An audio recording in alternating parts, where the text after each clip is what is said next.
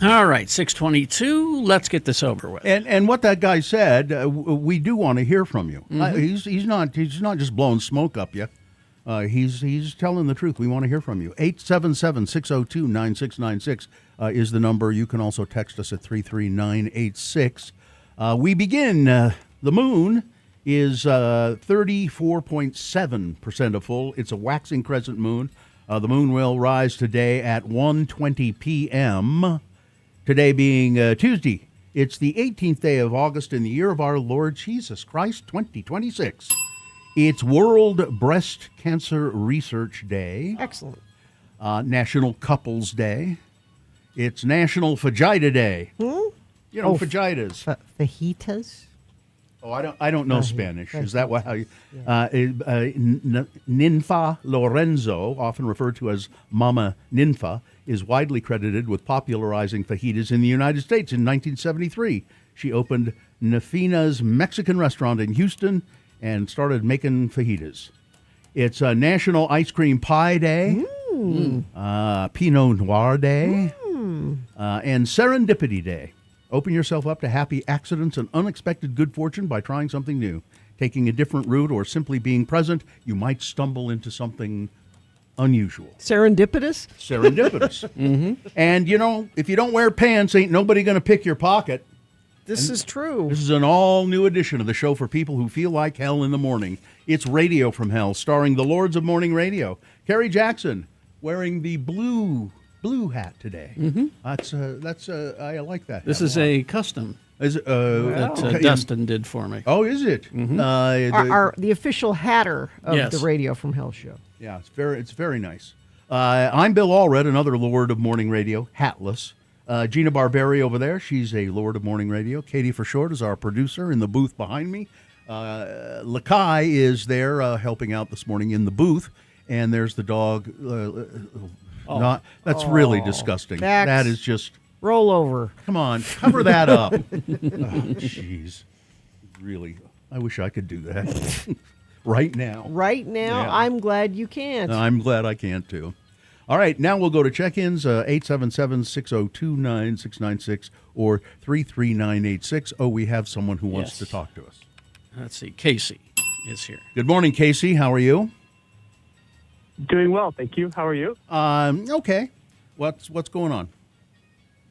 Well, I just wanted to call and say I think farting around is public service because I've never heard of XTC, Oh. and they were great.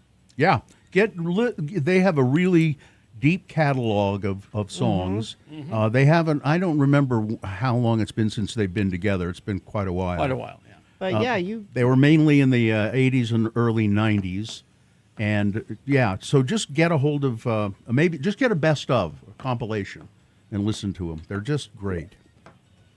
Yeah, I'll definitely go down an XTC hole today. Good. So, thank you. Happy to escort you What there. a great way to wake up. I'm glad you're like, that really is a nice thing about farting around in the morning. It's like sometimes we bring music to people that they don't know. Or haven't heard in a long time, forgot about. So, Yeah. glad Thanks, we could do it, Casey. You know, Casey. the best reason to listen to the radio, too. Aw. So thank you. You're All welcome. right. Thanks for calling. Thanks, Casey. See ya. Bye-bye. Yeah, there's a true Radio from Hell listener. All right. Medic Jack checking in from Eagle Mountain, heading to University of Utah, teaching basic life support and CPR to nursing students. Let's see. I only recently learned that Les Claypool did a cover song with Primus years ago. Oh, okay.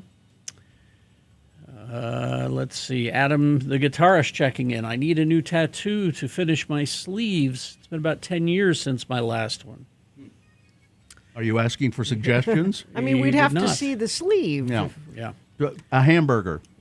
Just, A I don't- hamburger? Yeah, whatever else is on there, just to get Hamburgers go with everything? Yeah, Is just that get a what you're tattoo saying? get a tattoo of a hamburger. Zane in Dallas checking in, making plans for Nigel's Mill Creek Coffee. I'm having Mill Creek coffee myself. Thank you. Mrs. Zane is making me watch Buffy, so I made her watch Black Hawk Down last night. She did not like it. That's a great movie. I mean, Oh, it's hard, It's but it's really a great movie. tense. Yeah. Mixer driver Shane checking in from Orem. Kelly and the Shih Tzus in Centerville. We are dipping our toe in the dating pool, and it's a cess Oh, pool. hang in there, Kelly. Yeah. Meshach of Erda. Let's see. James and Nicole in Ogden. Let's see. You got 877-602-9696. It's just that he texts this every morning, and I don't understand it. James and R.I.P. Nicole in Ogden was Leighton checking in. Yeah, we need to know. Don't know what Yeah, that you means. need to Call call in. and explain that. Let's see. Tasha in North Ogden. Thank you to everyone who supported Kenley's Lemonade stand in Riverdale. Was able to raise over $1,700 for Shriners Hospital. Wow, nice. Mike in Nashville checking in. Sleepless in Sandy. Calvin from the Dell. Katie in Sanpete County. Kira and Andy. Maintenance Mike from Draper. Retired Johnny. Johnny B checking in, listening for the information that may prove helpful. I hope Well, so. you ain't going to get it from this show. Yeah. Sean Cap checking in. Mikkel of Reno. Eric in Purgatory checking in, still packing for Newfoundland. What? Now, why are you going to He says Newfoundland? he's going to call in next week. All right. Okay, give After us he sees an update. After he sees his oldest off to McGill in Montreal. Dave of Westbrook checking in. Ron the Carpenter. Salem Steve. Remembering my relief I felt the day my doctor declared me cancer-free. Oh, nice. And today is thinking this is possibly the emotion Mike Lee's wife feels every morning as he leaves the house for a long day of licking Relieved. boots. You're going back to Washington today, aren't you, Mike? Tim the tree guy checking in. Tony the technician. A. Arlo Gumby checking in. Bino had no chance against that farting around. Big City SLC checking in. Tristan from the Second Valley over. April in American Fork. Dan of Evanston. Woodworker Willie. Chuck in Louisiana checking in. It's a dog park kind of day. Every day's a dog park kind of day. Terry from Taylorsville. Anissa and Sandy. What happened to the stream? Don't know. I bought a radio a while back in case this happened, as I cannot function in the morning without you. I don't know. Is it working? Is it Katie working? will have a look at it. You're the first person to complain that it's not working, so it sounds to me like a personal problem. Might be you. Restart your whatever you stream on. Yeah. All right. Traffic, Gina. Crash westbound SR 199. This is Rush Valley in Tooele County, milepost 21. And northbound I-215 west at milepost 23, just north of the I-80 interchange, right shoulder affected there. And Infiniteam, you need to let me know what you're seeing on the roads, and I will pass it along at 33986. The Mountain Mixer is Park City's annual cocktail competition. 21 original cocktail entries narrowed to 10 finalists competing live for the championship title Saturday, August 22nd at Silver Lake Lodge. You must be 21 or older to attend. Text the word MIXER, M-I-X-E-R, MIXER to 33986 now to win tickets. Got a couple of people saying that their app is not working properly. About three of them. Three different ones. Might be something. Reload it, maybe? So delete it and reload it. Yeah. Try it again because Katie's checked it and it seems to be working for her. So, all right, let's get underway. We got some messages, we got a song, and then big boy news and opinioendo, and Frank Christ Presents, all coming up. Stand by for that. Garbett Homes. Garbett Homes, building homes for more than 35 years, and their hallmark, their kind of their signature is they have always built energy efficient homes. Homes that are not only better for the environment, but save you monthly utilities and costs of home ownership. And they've built these beautiful new townhomes out in Murray, a little neighborhood they call the Gallery. It's a beautiful 3-story townhomes with 2 and 3 bedroom floor plans. Very, very nice. And they're priced very competitively, 490s to the 530s, 1,700 square foot floor plans, fenced in front space, front yard space for kids or pets. Great location, minutes from Fashion Place Mall, I-15, 215, track station very close by as well. And the Homeowners Association pays for the Wi-Fi. That's really nice. So schedule a walkthrough at Garbett Homes. Go to garbethomes.com. If you sign on the dotted line, you'll get up to $15,000 to use any way you want. Mention us. You get $2,500 to go to closing costs. garbethomes.com. Yeah. So what do we Kind got of here? discombobulated today. Yeah. Yeah, it's what are we doing here? Nothing. Oh, whatever you want. oh, okay. I think this is the part of the program where we encourage everyone to watch Alien Earth. Yeah. Oh, yeah.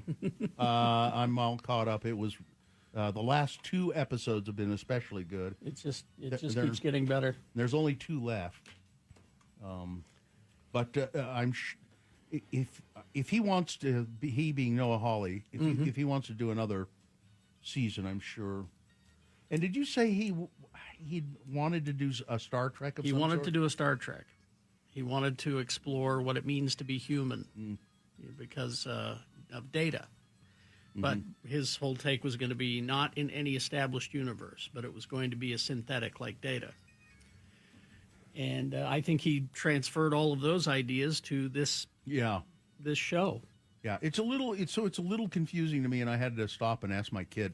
So there are synthetics. Mm-hmm. That's the kids, Yeah, and then there are cyborgs.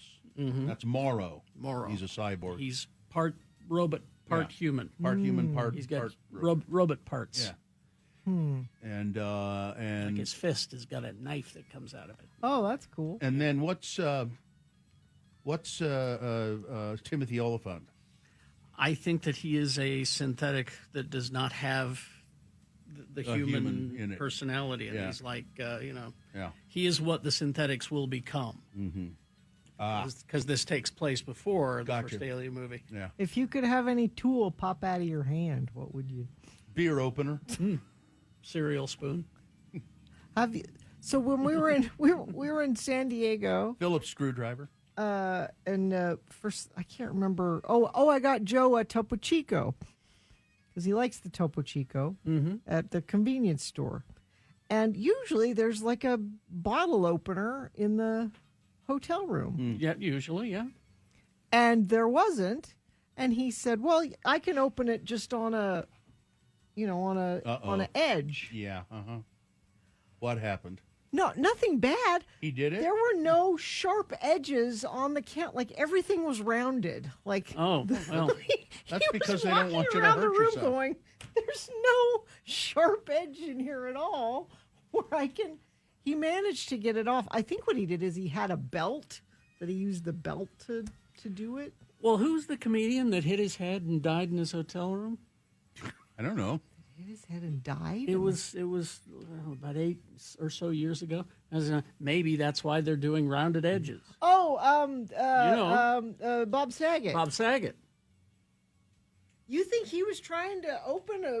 No, He was I'm trying saying to that open he, a Topo Chico. No, he fell and hit his head on the thing and sharp thought he edge. was okay. Yeah. I'm saying that's why they're putting round edges in Rounded your edges. hotel rooms. Yeah. I can tell you from experience, many, many years ago, my youngest child at the time, who's now my middle child, was, I think she was about 2, and she was jumping on the bed in Cedar City. We were in Cedar City. And she was jumping on the bed, and then fell somehow, and the nightstand that's between the 2 beds and the Yeah. and hit her lip on the corner and split it wide open, and we had to take her to the emergency room. Yeah. You didn't tell her there's no more monkeys jumping on the bed? No, they so were it's all. having- That's why you teach them that song when they're They little. were having fun and jumping on the bed, and then You know, we should all wear helmets all the time. probably Honestly, you realize how fragile your noggin yeah. is. Oh, You yeah. know, and there's a lot of important stuff inside of it Yep. that needs to be protected. it's. I used to not wear a helmet, and then I started, and I'm glad. One time I was probably the last time I really rode a motorcycle. I had a little bit of a crash, just a unexpected. It slipped out from under me somehow. I don't even know what happened. I was not going very fast, 10 miles an hour, and I fell and hit my head on the pavement. And if I hadn't had the helmet, would not have been good. No, Well, no, and even the scooters. People think Yeah. the electric scooters that They go 25 miles an hour. That's fast enough. yeah, you can oh yeah, So you need to be carrying a helmet to, with you at to all Carrie's times. point. Yeah. yeah. Just have one with you, and if you decide you're going to get on a scooter, I was watching football a little tiny bit on the weekend, and I meant to ask somebody about this. So there were a couple of people who had regular football helmets.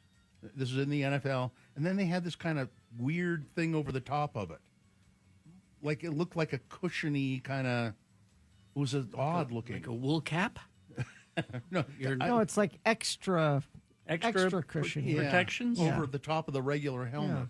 It looked dumb, but I think it's probably a good idea. But only a couple of people had them, so it's one of those things that'll catch on. People who really care about their brain. Yeah.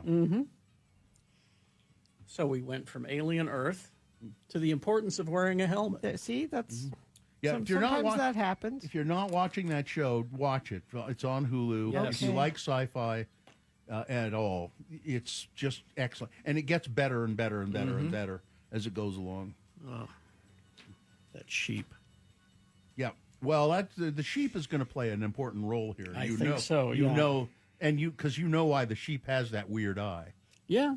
Yeah. I'm not going to say anything else. Yeah. Sheep, he just stares at you. Yeah.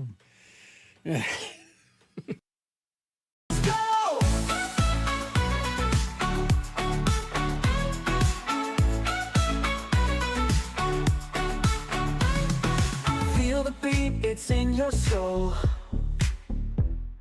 Rainbow lights, let's lose control. Move your body, break the mold.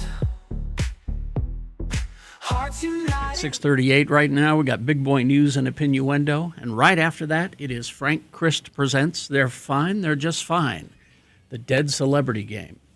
We're going to give you a list of 4 celebrity names. 3 of those celebrities are just fine.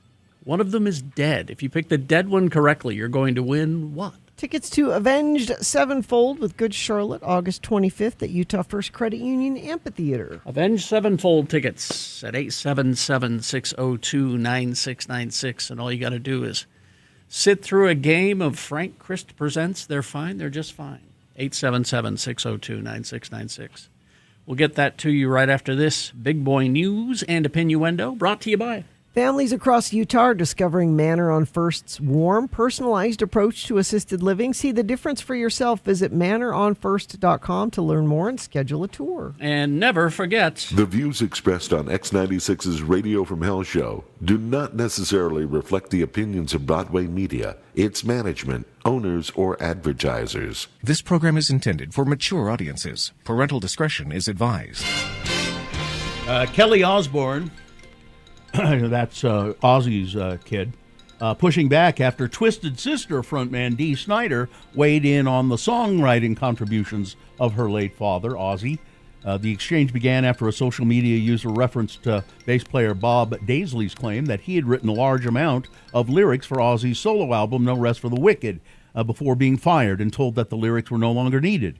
Snider replied by disputing the characterization of Daisley's contributions and pointing to other musicians who wrote lyrics for Ozzy and Black Sabbath.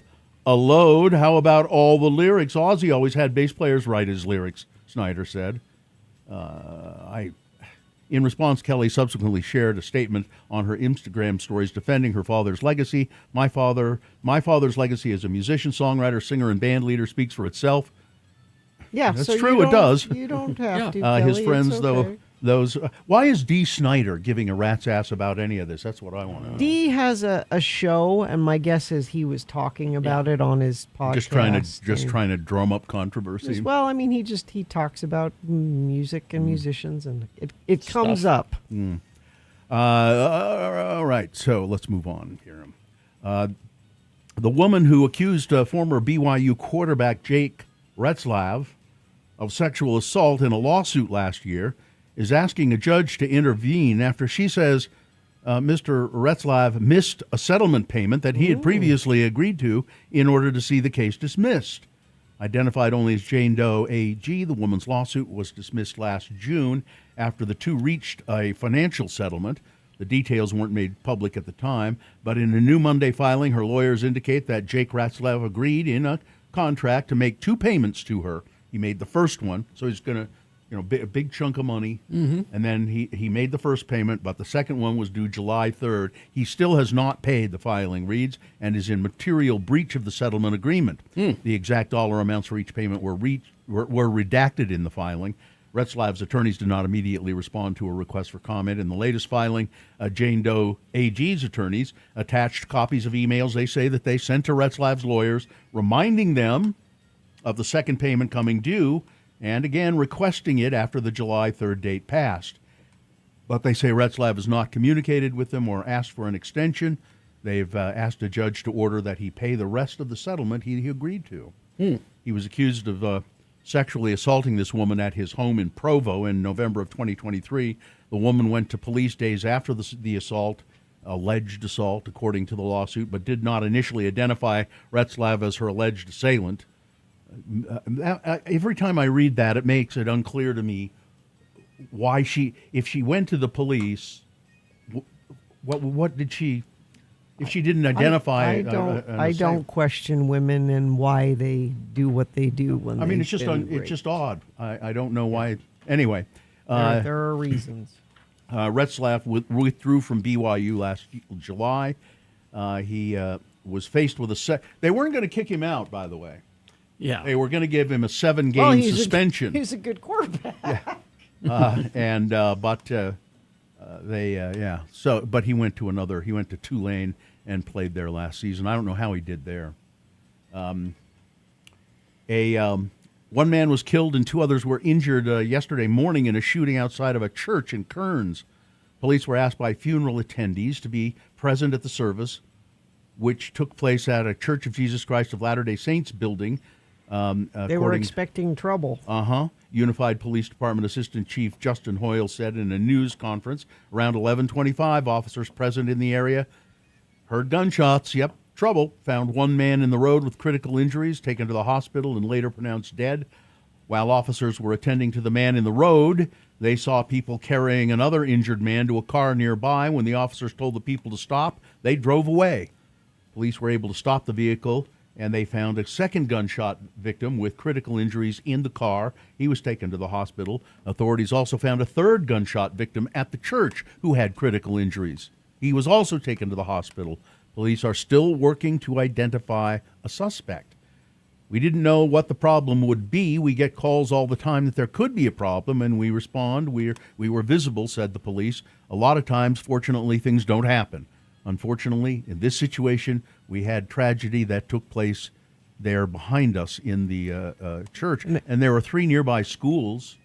What? Yes? Oh, I was just going to say the hospital, interestingly, was put on a lockdown. Yeah, Intermountain Medical Center, where they took the 3 victims, they diverted ambulances and canceled appointments yesterday as police effectively locked down the hospital in a precautionary measure.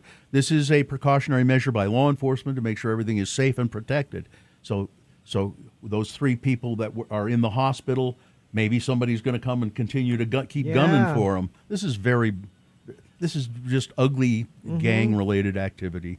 And the nearby schools, Kearns Junior High, West Kearns Elementary, and David Gorley Elementary, had to be placed under secure protocols following the shooting. Just not a good situation for anyone. Salt Lake City's Whiskey Street. 1 year after a devastating fire along Salt Lake City's Main Street, Whiskey Street is rising from the ashes. City leaders will decide today on loaning $1 million in public money toward a $3.8 million restoration of the site. Whiskey Street Cocktails and Dining, the popular spot, was one of the handful of taverns and restaurants destroyed or shuttered by smoke, heat, or water damage in the block-sized blaze on August 11, 2025. The remake of the well-known bar and restaurant aims to restore the first floor of the old red brick building, 323 South Main, much to its original form. I hope so. Yeah. But do we have that picture of what they're planning for it? So they we're going to restore the front of it. But I kind of like what they're going to do with the top level, and I think it's a rooftop bar kind of yeah. situation. And I think this is a different thing. There was also a plan to build that really ugly thing that just didn't fit. Yeah. Oh, no, there it is. Yeah, but see, now that's pretty That's good. Nice. Great. Yeah. Yeah, that would be great. So we'll see. Go to x96.com/live and you can see it. We'll see if the city. I think the city probably will. Yeah, that'd be nice. Give I them the $1 support million that. bucks. Sure. Let's see. Every single teacher and staff member at a private Christian preschool and elementary school in Sandy resigned last month. Really? Ahead of the new academic year. Dozens of parents have also pulled their kids out of Hilltop Christian School's upcoming classes, several told the Tribune. A group of 10 former staff and parents say that their decision follow a year of mounting tension with board members who they believe upended a once magical school. The group requested anonymity because they say they fear retaliation over where they try to work or enroll their kids next. Huh. Their identities are known to the Tribune. These tensions included the board introducing standardized tests, which weren't previously routine at the private school, as well as a more controlled curriculum that limited classroom autonomy. The shift came after decades of a more individualized approach to early education that parents and staff say they came to expect, and it's what they wanted, including what one parent described as play-based model. This is not why our kids come here. One longtime former teacher said, "We learned how kids learned their best and we made it happen, and then the board wanted to change all of that." The board has asserted changes to the school were necessary, citing several significant challenges that required immediate attention. Let's see. The deadline to reach a deal with Iran has expired. Oh, so we're And good? No, We're all no, done? no. It's still no agreement. And Donald Trump says to Oman, the country, An ally of ours? an ally where there are U.S. troops on a base in Oman. Yeah. Oman is on the other side of the Strait of Hormuz, and they have been trying to reach an agreement with Iran to get the strait open completely. And Donald Trump says if they keep doing that, we're going to bomb the S out of them, out of an ally. Jesus. We will bomb the S out of them. Oh, boy. Donald Trump has voted in Florida's Republican primary, so of course he fly down there He went and down to Florida and with went his to driver's the license in hand? and his birth certificate, and he Yeah. walked into that. No, he voted by mail. Huh. I don't trust it Yeah. if he did that. I don't think we should count that That's- vote. Exactly. That's cheating, isn't it? Yeah. More than a dozen Penn State, my alma mater, Penn State frat brothers were busted for running a complex cocaine trafficking ring out of two separate fraternities that forced young pledges to cut and bag the cocaine. really? And then they sold it to students, according to It's prosecutors. a business. Oh, Yeah. you bet. We're business majors. We're just learning. A whopping 14 people, including a Long Island native at the very top of the food chain, course. were slapped with charges in connection with the multi-state trafficking scheme. 4 of the charged are current Penn State students, while 9 are alumni, and 1 is a dad of one of the students. Jeez. And My there dad we go. gets me the stuff. We Yeah. need you guys to cut it and bag it. Human remains have been found in the desert area near West Iowa Way, 15 miles from the home of Nancy Guthrie. Authorities said that there is no indication at this time that the remains, which appear to have been at the location for an extended period of time, are connected to the Nancy Guthrie investigation. The Sheriff's Department has declined to comment on questions about who found the remains, when they were located, as well as why officials indicated there was no immediate connection to Nancy Guthrie. And finally, this was where is this story? I think it was in the New York Times. Well, anyway, this is written by a travel writer. It says, "I was looking forward to one of my favorite pre-flight rituals at Paris's Charles de Gaulle Airport, a sauna at the Air France Lounge in Terminal 2E. Instead, I discovered that the sauna is gone for good. Apparently because some passengers could not behave themselves. The sauna was a great thing, but the passengers had been using it as a sex den. There was just too much sex going on, and finally, even the French couldn't tolerate the amount. Even the French couldn't tolerate that amount of sex. They said, no, we are closing the sauna. And it is closed for good, they say. Sounds horrible. Taking a sauna before you get on a plane? I'm going to go sweat in this. Well, then you take a shower and you get cleaned up. Yeah. You know? All right. Sports weather traffic. Do you ever take a sauna, Gina? No. I didn't think so. With just weeks to go until kickoff of the upcoming season, the state of Utah is once again well represented in the Associated Press's preseason top 25 college football poll. BYU starts the season tied at number 14 with USC. The Cougs barely missed last year's college football playoff after falling to Texas Tech in the Big 12 championship game. BYU opens its upcoming season against Utah Tech on September 5th. At number 21, The Utes return familiar faces and quarterbacks Devin Dampier and Bird Ficklin, who are just the cutest. Who? Devin Dampier Who? and Bird Ficklin. Bird is the word, Bill. Come on. Bird Ficklin. Get on it. Bird Ficklin. It's a nickname. That's not his. But Ficklin is a nickname too? No. So Rice Eccles Stadium, Utah will face Idaho for their opener on September 3rd. Go Utes. Why is he called Bird? I need to look it up. I can't remember why. But they're just the cutest little friends. they're just Cute little. they're just cute little friends. Yeah. I love them so much. Okay. Let's see. Weather. Should just be nice today. Mostly sunny, 93 for a high. Overnight low, 70. We kind of stay in this pattern for the rest of the week. Next chance for rain looks like Friday night into Saturday. Traffic. Let me see if we've got anything new to report here. Crash southbound Main Street. Oh, this is in Vernal. Is anybody listening in Vernal? Maybe. Southbound Main Street in Vernal. Our Got a app's crash working. there. Yeah, if the app's working, maybe. Actually, everything here on the Wasatch Front, though, looks like it's moving well. If you see something not moving well, text us and let us know at 33986. Oh, look who's here. It's the Grim Reaper, the Reaper of Death. Frank Christ. Hello, everyone. Hi, Frank.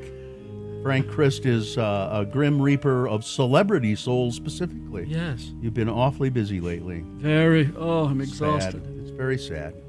Frank, he is, as you would expect a Grim Reaper to be. He's a skeletal figure. He wears a robe. He has a sash or a rope belt, I guess it is. Yes. And carries a scythe and goes around the world on an electric scooter. When a celebrity dies, Frank whisks to the scene and makes sure that they're dead, and then takes the essence or the soul of that celebrity to a distribution center.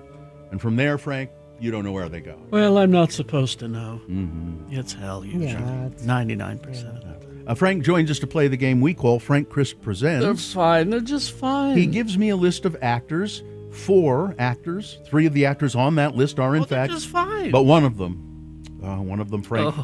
one of them Frank had to take, and it is the contestant's job to identify the dead celebrity. And who do we have to play? Sam is here. Sam, good morning. How are you? Good morning. I'm doing well.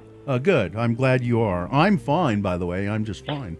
I'm Sam. glad you're doing fine. I'm sorry. I should have asked. That's That's that's okay. That's It's okay. That's okay, Sam. It's okay. You should have said, "How about you, Bill?" And Are you, you? you know?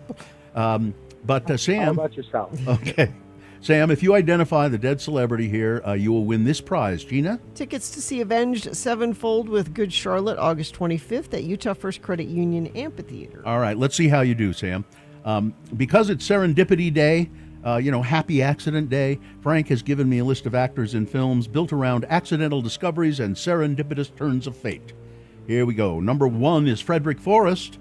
Forrest came to public attention for his performance in When Legends Die. He went on to receive Academy and Golden Globe Award nominations for The Rose. He was in Apocalypse Now, Valley Girl, The Two Jakes, The Missouri Breaks, and One from the Heart. On TV, he was in 21 Jump Street. His serendipity movie, The Conversation. A paranoid surveillance expert records a routine, seemingly mundane conversation between a couple in a crowded park, only to uncover a cryptic threat of murder. Number 1, Frederick Forrest. Number 2 is Sarah Miles, best known for her roles in the films The Servant, Ryan's Daughter, The Man Who Loved Cat Dancing, White Mischief, and Hope and Glory. She acted opposite Laurence Olivier in Term of Trial, and she was in Those Magnificent Men in Their Flying Machines. Her serendipity movie, she was in Blow Up. A fashionable London photographer takes candid photos of a couple in a park, only to discover a hidden murder victim lurking in the background detail. Number 2, Sarah Miles. Number 3 is Deep Roy. He's only 4 feet 4 inches tall, and that led him to being cast as the Oompa Loompas in Charlie and the Chocolate Factory. He was Keenser in Star Trek and its sequels. He was also in television series like The X-Files, Doctor Who, and The New Avengers. His serendipity movie, The Never-Ending Story, a bullied boy ducking into an old bookstore to escape tormentors, stumbles upon a mysterious book that draws him directly into its narrative reality. Number 3, Deep Roy. And finally on this list, Jean Triplehorn. Her father was once a guitarist with Gary Lewis and the Playboys. Her film career began in the erotic thriller Basic Instinct. Her other film roles include The Firm, Waterworld, Very Bad Things. On TV, she was in Big Love, Criminal Minds, and Grey Gardens. Her serendipity movie is called Sliding Doors, a romantic drama that explores parallel universes based entirely on a split-second chance occurrence, whether or not a young woman catches a London Underground train. Number 4, Gene Triplehorn. One of those actors is dead, Sam. Who is it? Frederick Forrest. It is Frederick Forrest. Indeed, he died in 2023. Of old age, they said. He was 86, and he just said, well, that's it. Wore out. Yeah, he was at home, and he just said, well, that's it. Yeah, it was time for him to go. And Frank, he probably went willingly when you went to his. Oh, he was exhausted. I bet. So congratulations, Sam. Frederick Forrest's exhaustive death is your good fortune, and you've won the prize. Thank you. I hope you have a wonderful day. Aw, Thank you. What a nice guy. Thanks, Sam. Hang on the line, and Katie will chat with you for a second. Well, I've got to get my tongs today. Your tongs? Yes. Who is it? Roman Polanski. Oh. Ugh, 93. Wow. He'll be gone soon. Mm-hmm. Well, right now I'm going to go and I'm going to play cards today with some of our precious celebrities. I'll be playing with Robert Redford, Martin Mull, and Malcolm Jamal Warner Oh, today. that sounds like a that'd be nice, fun. They're get-together. They're all having birthdays today, so I thought I'd treat them. I think when Roman Polanski goes, he's going to leave a grease spot. He will. Ugh, I don't want to even. Goodbye, everybody. Goodbye. Goodbye, Frank. I got a text from Left Wing Larry, says things are flowing fine in Utah County. Also, diesel prices too damn high. Yes, it is. If you'd like to complain about gas prices or let us know what traffic you're seeing on the roads, you can do that via text at 33986. Catch Muse August 20th at Utah First Credit Union Amphitheater with Portugal the Man and the Temper Trap. You can find out more about that show at x96.com. All right. KXRK Provo, we're going to take a break. We'll be back after these. We got Boner of the Day coming up and our X poll picked by Gina. Empty nest. Empty nest. You're dropping your kids off at school this week. I know a lot of you are, or maybe you have in the past and have stories about dropping your kids off at college, or just I want sharing. I want sharing about your kids leaving home. Apparently, they move out. Yeah. I think Carrie and I will just leave the room, and you can Why? have that. Well, I mean, you can have that. Why don't you want Well, to participate? this is for you. This is for everybody. We're all in this together. Okay. We'll see how it goes. Coming up. Stand by. Randlife.com/X96. If you need a huge down payment to buy a home, that can be a real impediment. But Rand Life is helping out with that. They figured out this plan. It's an in-house down payment assistance program. Now, Rand Life is a local mortgage company. They've been lending mortgage money in this community for at least 20 years, maybe more. Their in-house down payment plan, it helps cover upfront costs like the down payment or the closing costs, and then that makes it easier for you to get into the home sooner. So, because a lot of times the down payment is the big stumbling block. They offer 2 flexible assistance options designed to fit different financial situations. Let Rand Life help you choose the one that's right for you. It's all about making the path to home ownership simpler, more accessible, less stressful. Rand Life. Your front door might be closer than you think. Visit randlife.com/X96 for more information. Vaxildan, our radio pup, finally has a sponsor. It's Zero Res, and this time of year brings a lot of dirt and things through your house, damaging your carpets. Vax says book your carpet cleaning appointment today. Not only do you get the 4th room free, but your animals will thank you with extra love. Go to ZeroRes.com today.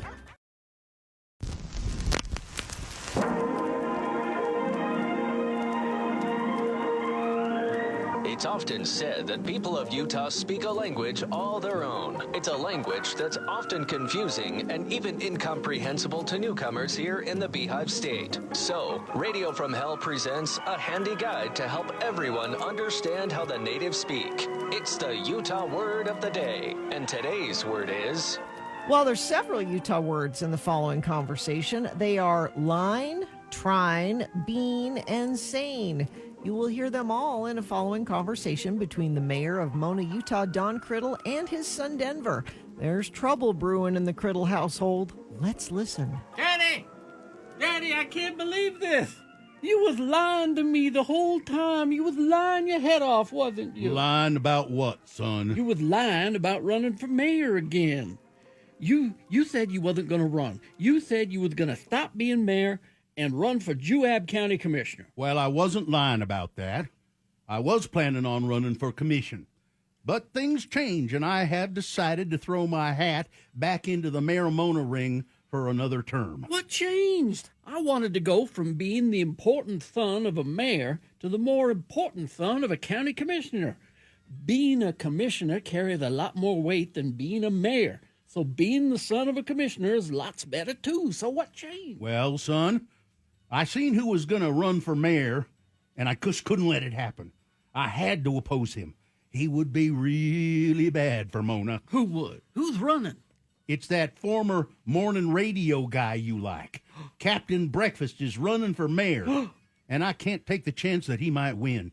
You know, son, he's a liberal, and I suspect a socialist, and he's maybe even a communist. Not to mention he's also radio scum. Oh, my heck. Captain Breakfast is trying to be Mayor of Mona? I can't believe it. It's true. And that sidekick of his, what's his name? Benny the Egg? Yeah, that's the one. Benny the Egg. He and that Captain Breakfast, he's his campaign manager. Well, this is the pickle, ain't it? This is going to rip the Criddle household to pieces. What are you saying, son? Are you saying what I think you're saying? I'm going to have to support the Captain Breakfast ticket. Oh. It's time for some new thinking around here, some new, younger blood in Mona. Captain Breakfast for mayor. And I know some stuff about his opponent, meaning you, Daddy, that Captain Breakfast might like to know and use in his campaign. You are right about one thing, Denver. This is going to make the Criddle family, our life, real rough. Join us again some other time as we examine how the Utah natives speak with the Utah Word of the Day.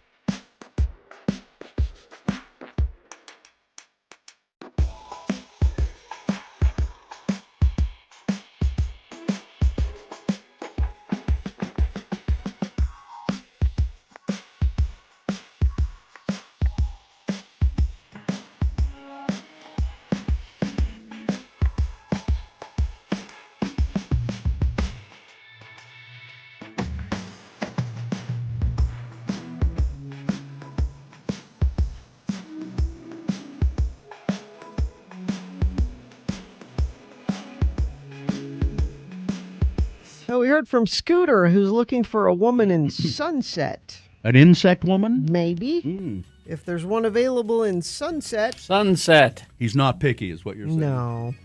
I have a list here. You do? Yeah. It's Radio from Hell with another list, because people love a good list. X96. Now, this is 11 very specific thoughts that highly intelligent people think, but never really say out loud. And before I go to the list, it reminded me of an old friend of ours, Carrie, Paul. Yes. Who once said to me, "You know, Bill, it's really rough being the smartest person in the room." And he meant that. He did. He did. It's so hard for me. You don't know the burden It is so I hard carry. for me. And I kind of looked at him and went, You poor dear. "Oh boy." So 11 very specific thoughts that highly intelligent people think, but never say out loud. Let's see what they're, Okay. Number 1, you don't really want me to be honest. You think that as Honestly, people are, tell me what you think honestly about this outfit. you don't really. No, I don't want You don't. See, I wouldn't say that out loud. Highly intelligent people are always going to be 10 steps ahead. However, it may be sound good on paper. Knowing what's going to happen before anyone else does isn't always what it's cracked up to be. Number 2, this person is so incompetent. How many times do you think that? But you don't say it. But you don't say it.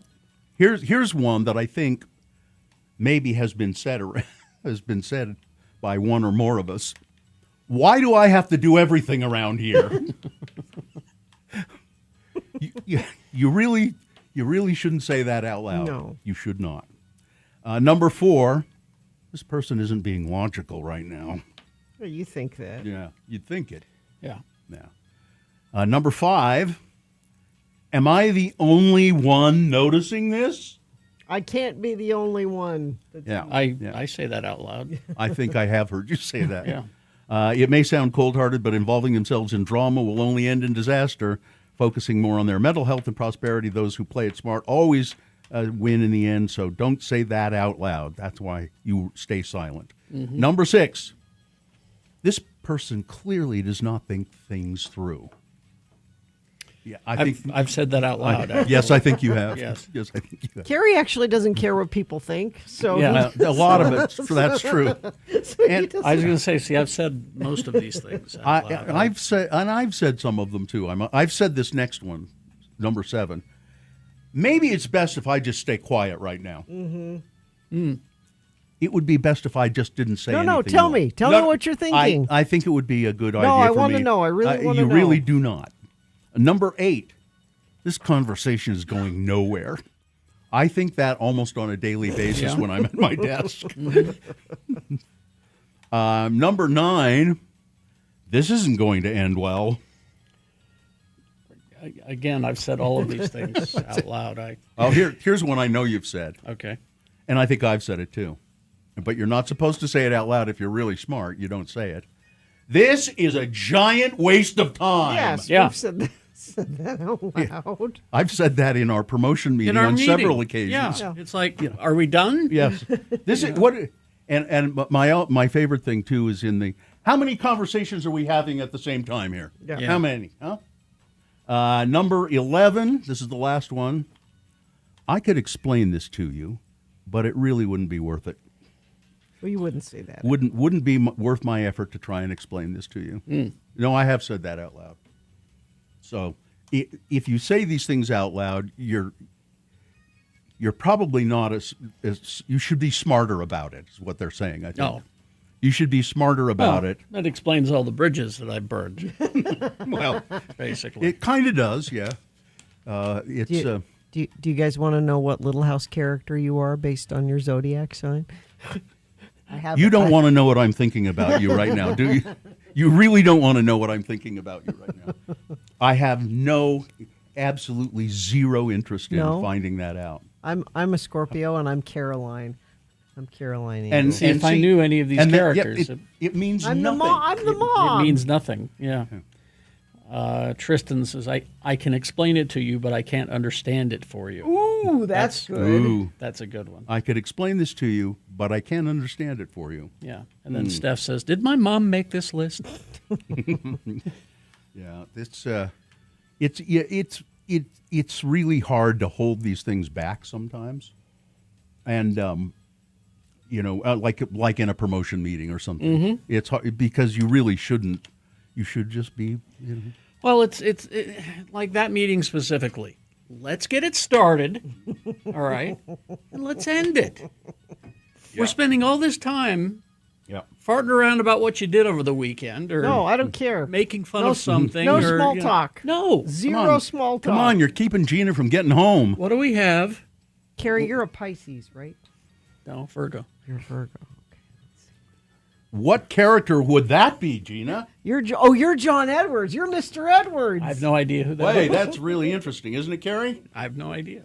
You're bringing it. Bring it, baby. I'm a Taurus. Come on. You're lay a it on. Taurus? Yeah. Let's see, Taurus. You're you're William Mitchell. You're a How about that? I don't know who that I is. have no idea, but I'm sure interested. I don't know. I don't know. I don't know what to make of that. Yeah. okay. I care. I care. What is the why was that even written anywhere? Because Little House is a thing, so they will keep write something interesting about keep it. Finding ways. It's Little House is pretty big It's a these thing. days. Yeah, I understand Get on that. board, Bill. I understand that. Why would I fart around with something that stupid? If I want to get into the show, I would research the characters. Maybe I'd read the background, read the books, which I actually read some of them. All right. And it was Andrew thinks that Little House is objectivist propaganda. okay. And People have strong opinions about and it. somebody is saying it's Little Mouse on the Potty. No, that's not. No. That's not. It's No. a different show altogether. Mr. Edwards is a drunk who lives by himself and has kittens. It's true. Is that me? Yeah. Okay. He's a nice guy. I wouldn't though. mind being Mr. the Edwards. guy with the kittens. Yeah, Sure, he's a yeah. nice guy. All right. We hope you'd enjoyed another list with Radio from Hell on X96. Right Wing Wade says, Happy Tuesday. Checking in from I-15 northbound lanes. Moving well. Thank you for that, Right Wing Wade. Somebody else says, I've realized gas prices are never coming back down. They're not. Nope. probably not. If they can get that money for them, why would they? Exactly. Bring them back down. Electric car. If you would like to complain about gas prices or give us traffic, you can text us at 33986. Celebrate 170 years of the Utah State Fair, September 10th through the 20th at Utah State Fair Park. Go to x96.com for all the information. All right. Here are the boner candidates you're going to be voting for momentarily. Boner candidate number 1. The fact remains you were illegally parked. Boner candidate number 2. The government can't make me vaccinate my kids, but, we should require every school kid to read from the Bible. Yeah. And boner candidate number 3. This proves we are becoming a Muslim country. Okay. All right. We got Boner of the Day, Big Boy News, all coming up after some messages and a song. Stand by for that. Salt Mediation Group. Well, if you're if the final straw is your spouse is trying to make you watch Little House on the Prairie, it's time for a divorce. No, maybe you've been contemplating divorce but haven't done it. Maybe because you think you can't afford it. Exactly. This is a more cost-effective way to do it. And it's let's try this word for salt mediation. It's a more humane way to get divorced. It's through mediation. Instead of a long, expensive fight with attorneys, you sit down with one neutral mediator.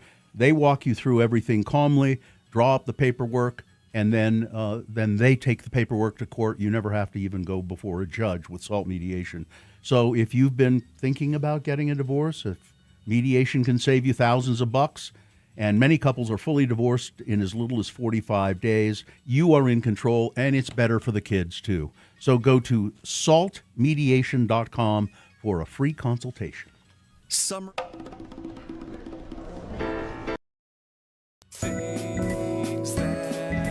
things that must go on the radio. From Hell Show. These are things that are bugging you, our dear friends of the program, things that you're upset about, things that you want out of your life, things that must go. If you email them to us, radiofromhell@x96.com, you put must go in the subject line. And maybe if we read yours on the air, it'll make you feel better. And maybe we were told sometimes these things do actually disappear from your life. So it's things that must go. Why don't you start, Todd? All right, this is a true story. Things that must go in my real life. 1 week ago today, I had my windshield replaced. There were numerous chips and cracks, and finally I said, okay, it's to that point. Okay. And then, I'm not kidding, yesterday I'm driving into work in the snow to the damn sales meeting. I should have just stayed home. Shoulda. And rock chip, bam, Yeah. right there on the freeway. Yep. Not even making it a week. Yeah. And then another thing that must go, those thugs and criminals that are part of our health plan that are supposed to pay back our medical expenses. Bill, you know what I'm talking about. I sure do. Yeah, criminals. And it's my goal. I'm going to make sure that they lose the Broadway Media account. Wow. Okay. I'm on it. All right. I'm going all the way to the You've started. state insurance commissioner. All righty. And any other must goes? And then a couple here from some friends of the program. Yes. Sid sent some in. She said the frequency and intensity of maintenance that it takes to keep my aging human body functioning at a mediocre level. It's too much to think about. I totally hear you. When a job posting lists the position is remote, but what they really mean is that the position requires travel and you'll be expected to work remotely. And then finally, my noise-canceling headphones, not canceling enough noise, and I can still hear my coworker clearing his sinuses every 2 minutes. Thank you, Sid. Sorry, pardon me. Sorry about that. One more here. This one from Jana. She says, text messages in replacement of an email, letter, or phone call. And abbreviations that are this one, like IYKYK. Most of these don't make sense and are not well known in normal circumstances and communication. Now, I know this because I have 4 nephews that are between the ages of 16 and 18. And when they send me a text message, I often have to get out the Urim and Thummim to figure out what in the hell are they talking about. Yeah. Is that it? Yep, there you go. All right, I'll go next. This is from Lindsay, because it says, "Hi, I'm Lindsay. My thing that must go is past evictions making it impossible to get housing without subletting and under-the-table situations. The only reason we were late on rent was because we got bed bugs, and they had to professionally clean the apartment, so they charged us, and that put us behind, and we weren't able to pay rent on time last month of our lease. If anyone has advice, please, it says, if anyone has advice what I could do, please email me. And there's an email. I don't think I feel comfortable giving the email address. Probably not. On the air, though. Sorry, Lindsay. Let's see. This one says, feel free to use my name. Okay, Tyler. Job hunting. 99% chance that you will not get any message beyond an automated, thanks for submitting your resume. We will blah, blah, blah, blah, blah. I can deal with the rejection. I just hate the nothing throwing my resume into the void and not just getting an automated response. But at least you're getting a response. No. Most people don't even get that. P.S. If anyone's looking for a systems administrator, I'm free. And number 2, when Bill says, thank you, and then caller name, say thank you, John, or say thank you, Tyler. He's served up a great joke, and not one person has done the joke. And I keep wondering that myself. When I say thank you, Tyler, then Tyler should respond, thank you, Tyler. You see, but they don't do it. They don't. Thanks for letting me listen. And then finally this one, good morning, Radio from Hell. My things that must go are the rain at the Doxy Derby this past weekend. It made waiting in line for a beer and a corn dog worse. Nick Davis overworked that he can't tell the difference between a scratch-off and a ticket and a lottery ticket. He works really hard covering for Gina and his show at 10 p.m. to 2 a.m. He deserves to relax like Victoria Ratliff with a bottle of Lorazepam at a luxurious Thai resort from the White House, from the White Lotus. And now you can interrupt. Sorry, I'm playing the part of Gene. I'm supposed to interrupt, and that's why I'm covering for Nick today, because he desperately needs a break. He needs a couple of hours of sleep. And also getting hot sauce from Taco Tuesday squirted on my shirt. Thanks for letting me listen. Tony. Carrie? All right. First one is from the foot of Mount Doom, from our house. Give you an idea of how difficult we have it. thick lemon rinds that make it hard to squeeze the lemon juice out. God. I hate that. Oh, my God, that's It's awful. just the worst, isn't it? Yep. Trying times. Mm-hmm. Trying times. Let's see, this one from our old friend Chuck. I'm going to do this in a proper accent, by the way. Okay. Having just moved to Louisiana, here are some southern things that must go. Just when I get my pool clean, a storm comes through. Thunderstorm comes through, dumping all kinds of trash in my pool again, so I have to clean it like every day. Oh, no. Man, oh, man. Speaking of thunderstorms, my dog don't like them. Every time there's a clap of thunder, dog's going nuts. Sorry, Chuck. Acting. Thank you. Let's see. Does not say I can say, so I won't. My family talking about transgenders not having science behind it rather than researching it. My son is transgender, and you would think that they would research it since they have a transgender nephew. They must go. And this one from, let's see. This one from Annie. Thing that must go is dedicating years to a job only to become too expensive wage-wise for the company's budget and getting phased out. Another thing that must go is when the honest entry-level work, such as Target, things like that, employers decide that you're a flight risk because you're too overqualified. Not being able to find a job in either place must go. Not to be a bummer, but these are things that must go. Things that must go on the radio from Hell Show.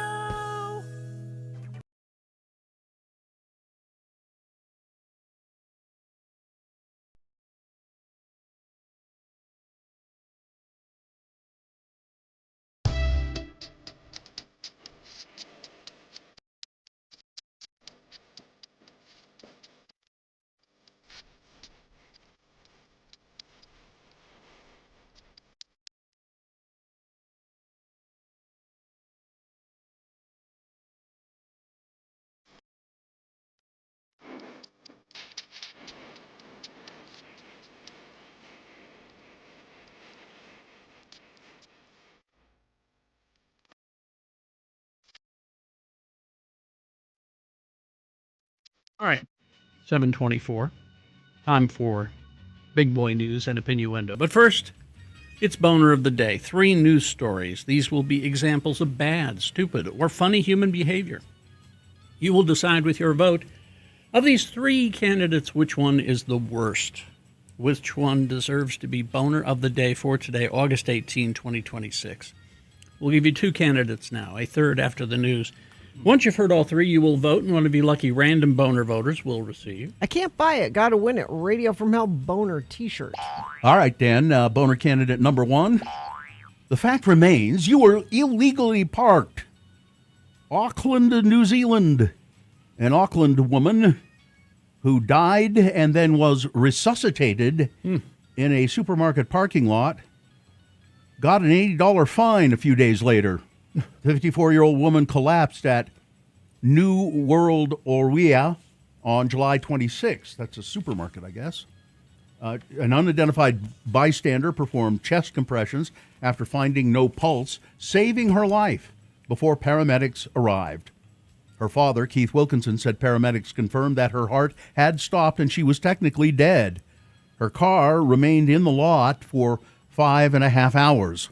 Parking company, Smart It wasn't Compliance. even a whole day? No. Parking company Smart Compliance Management initially reduced the fine to $30 rather than waiving it. We'll give you a deal. The family found the response offensive.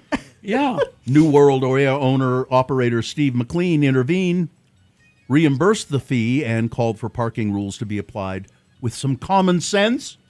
Smart Compliance has since apologized, but nonetheless, pretty callous. Look, I understand you died and they resuscitated you, but, We have rules. We got the money here. Come on.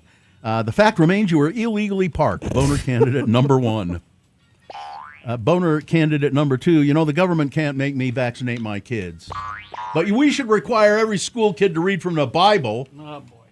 At a time when measles and other potentially deadly diseases are spreading, more American children are receiving exemptions, allowing them to attend school without the routine childhood shots that can protect against those illnesses. Roughly 4% of kindergartners in the United States were given a non-medical exemption for at least one vaccine during the 2025-26 school year, an 18% jump from the previous year, according to new data released on Monday by the Centers for Disease Control and Prevention.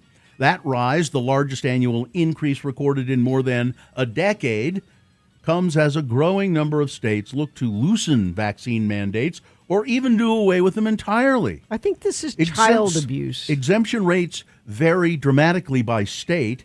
In Utah, which has one of the most relaxed laws around school vaccination requirements, nearly 13% of kindergartners had a religious or personal exemption for at least one routine shot. The state is also in the midst of a months-long measles outbreak that has infected more than 700 people. New York, which stopped allowing parents to opt out for religious reasons in 2019, reported no non-medical exemptions, and New York is not having a measles outbreak like Utah is.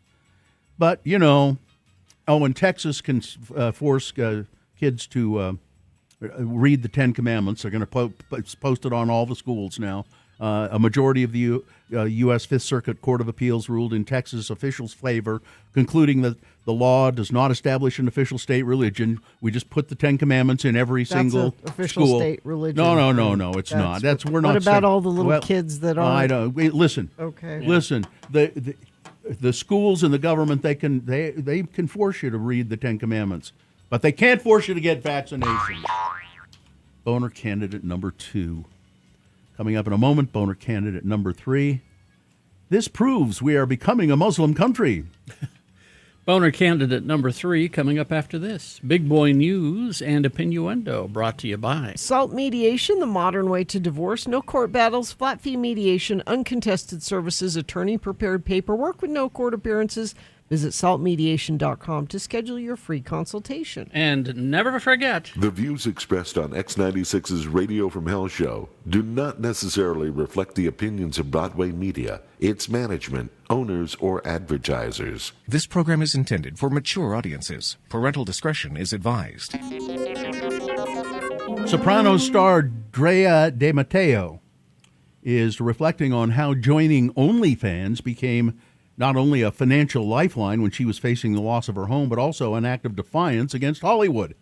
The 54-year-old actress has previously shared how launching an account on the subscription-based social media platform, which is primarily known for adult content, gave her the ability to financially save her home.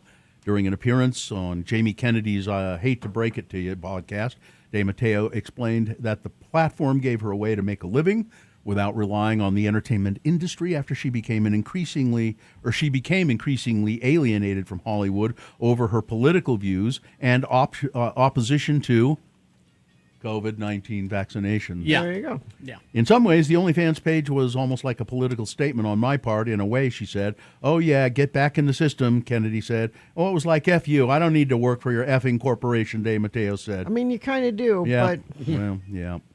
She says her OnlyFans account was a political statement and Okay. financial lifeline. Political blah, statement. blah, Yeah, blah. Yeah, sure. Fine. Shut up. Be happy. Go Be away. Happy. Go away. Let's see. That bear that was euthanized up in Cache Cache County? County up in Logan. I think I figured out why. It was a bear captured on video in Cache Valley, then latest in a string of bear sightings. He was euthanized by the Utah Division of Wildlife Resources. Crystal Ross, Conservation Outreach Manager for DWR's Northern Region, said that the bear was likely the same one spotted in Paradise on Thursday and then again on Friday in Logan. Bears have lost their fear of people and spend multiple days roaming residential areas, and they can become aggressive and dangerous and pose a risk to human safety, Ross said. This bear had not, to their knowledge, caused any damage or injured anybody. The bear was tranquilized, as was another bear last week in Provo after it came into the neighborhood beneath the Y Mountain. When they tranquilized the bear, they determined it was 2 years old, and its temperature was dangerously high, around 107 degrees. So it was ill? Well, I guess. They poured water on the bear, but eventually they had to euthanize the animal. That's the worst part of the job, she said. Our staff got into the wildlife profession because we want to see these animals survive and thrive. But I think it's because they couldn't bring the bear's temperature down, I think. And so that's when they made the decision. A former Ivy Acres Farm employee said she witnessed poor animal care for years before the owners were charged with multiple counts of neglect. Federal inspection records by the U.S. Food and Drug Administration support these claims, with years of documented concerns at the Grantsville Petting Zoo. So if there have been years of concerns about how they're treating the animals, why were they allowed to go on having them? Yeah. The former employee, who asked to remain anonymous, said animals sometimes went without food or water, lived in overcrowded or deteriorating enclosures, and were not properly or routinely groomed or cared for. It was definitely overcrowded, overpacked. And then they just kept adding and adding more animals, and that made it worse. She said she worked at the farm during the summer while in high school, and during the course of employment, she filed several complaints herself. I called dispatch 2 or 3 times over the summers that I was there and filed complaints.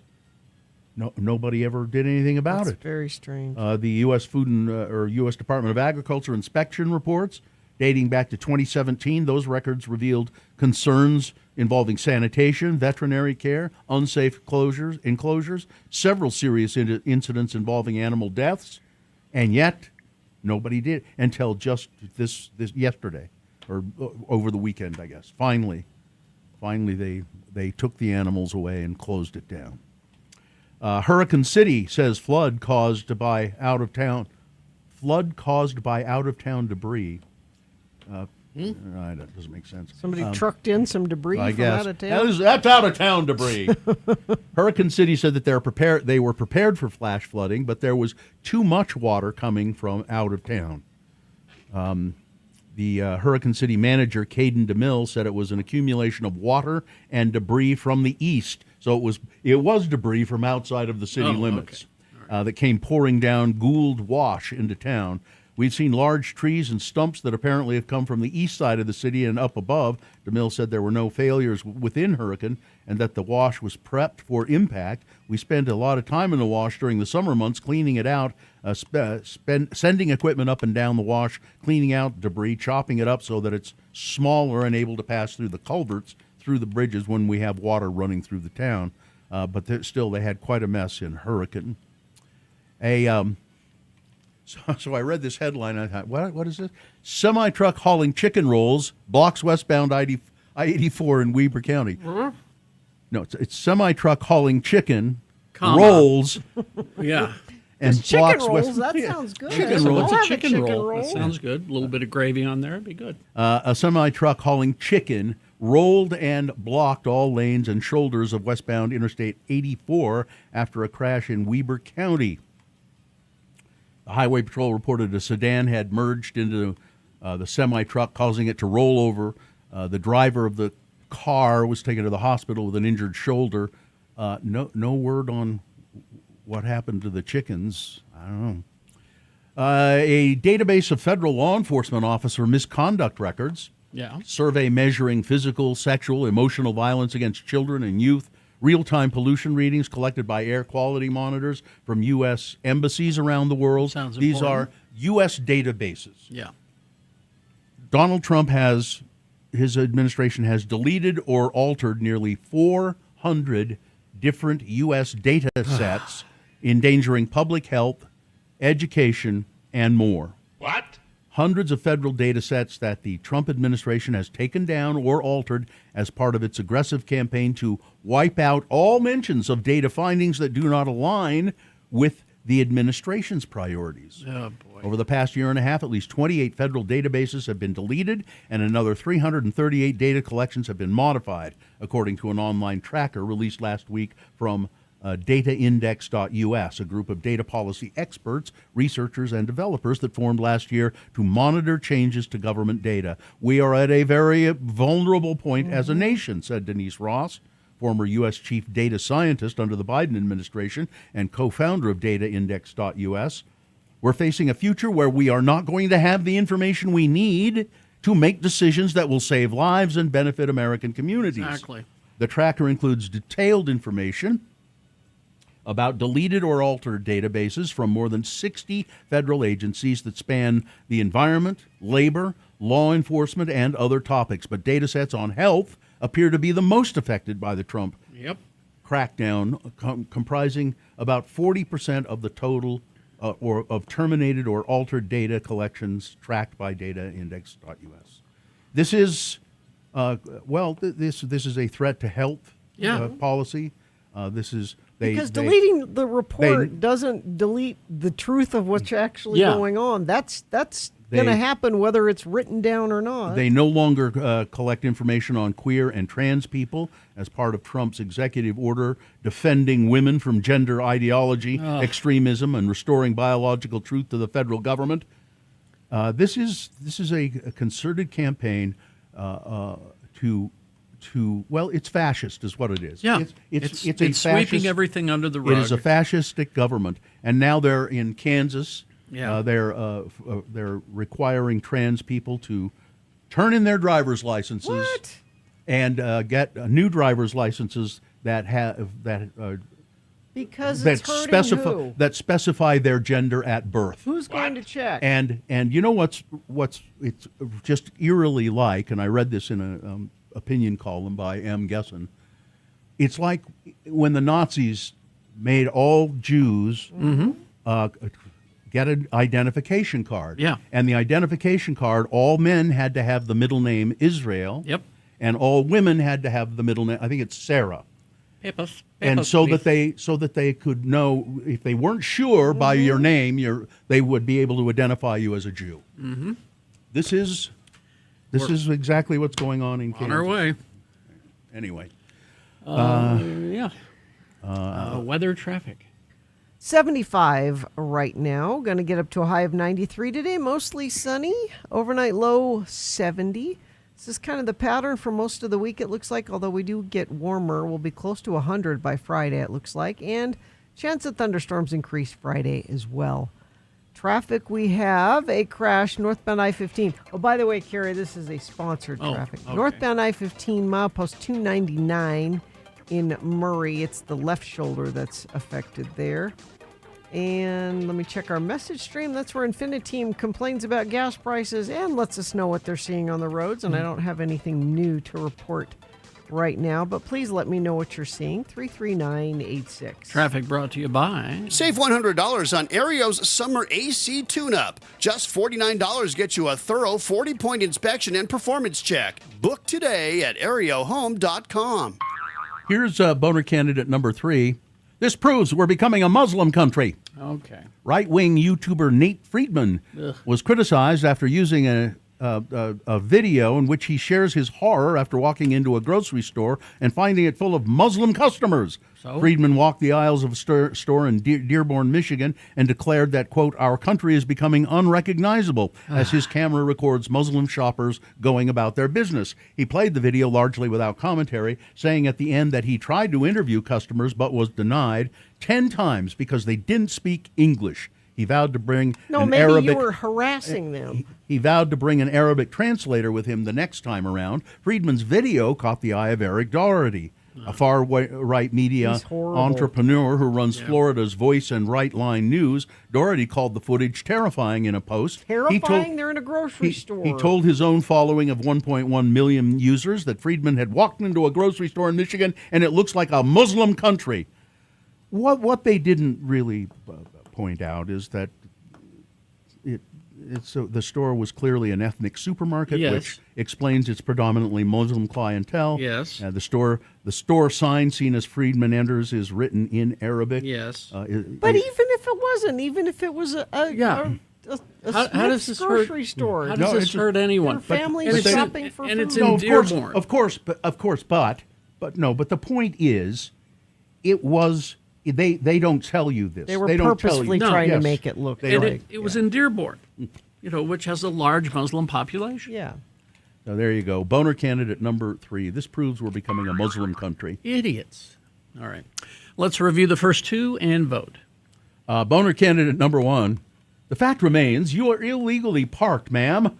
There's a woman in New Zealand who died. She collapsed and died in the parking lot of a supermarket there.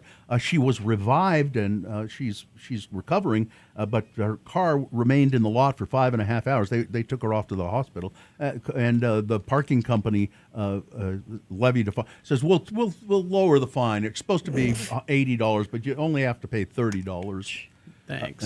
Boner candidate number 2. The government can't make me vaccinate my kids, but we should require every school kid to read from the Bible. I think that's self-explanatory. Mm-hmm. And boner candidate number 3. This proves we're becoming a Muslim country. All right. Time to vote for your boner. 1, 2, or 3. Which one do you think is the worst? Which one should be boner of the day? 1, 2, or 3? Put that single digit in the message of a text and then text that to 33986.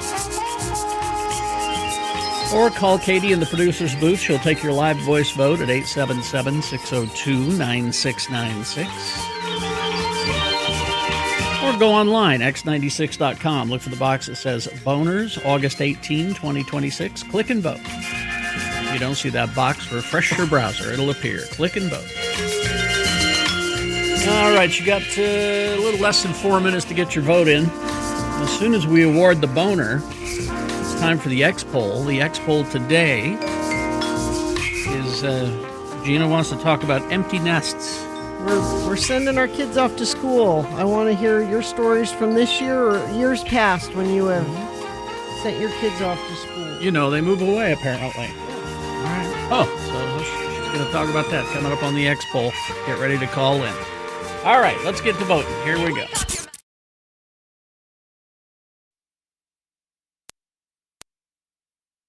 Flay. Flay. Spell it with me now. F-L-A-Y. And now we'll use it in some dialogue as LeVar and LeGrand have gone to the food court at the mall for lunch. Again, the word is flay. Oh, I am full.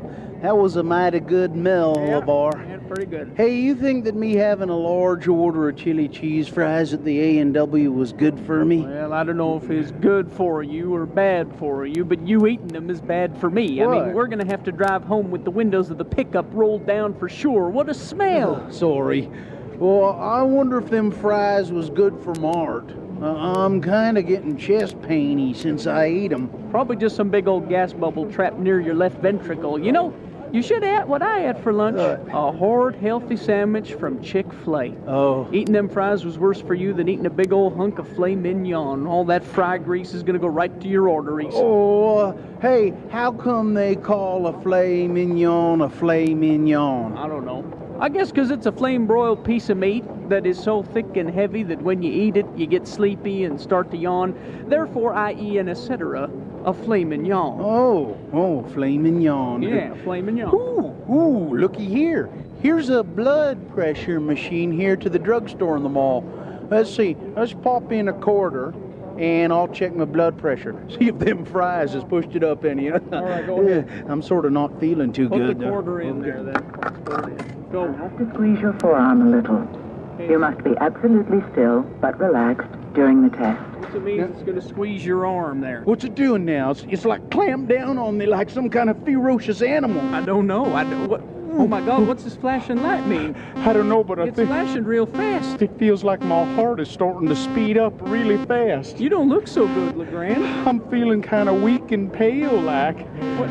You're pale. You're drooling. What's wrong with you? I'm not feeling too well. Get my arm out of here. I can't get your arm out. It's stuck on there. Can't take this anymore. It's squeezed my arm too hard. I'm feeling faint. Everything's going kind of black. Somebody call the paramedics. Test is finished. I will display the results. You may remove your forearm. I didn't get enough information that time to give you accurate readings for everything. If you want to try again, push the start button to begin the test. No fetching way. I'm not going through that Well, again. you said you didn't get it right the first time. I'm not going through that again. Let's just run over to the Chick-fil-A and get me a soft serve ice cream. Okay.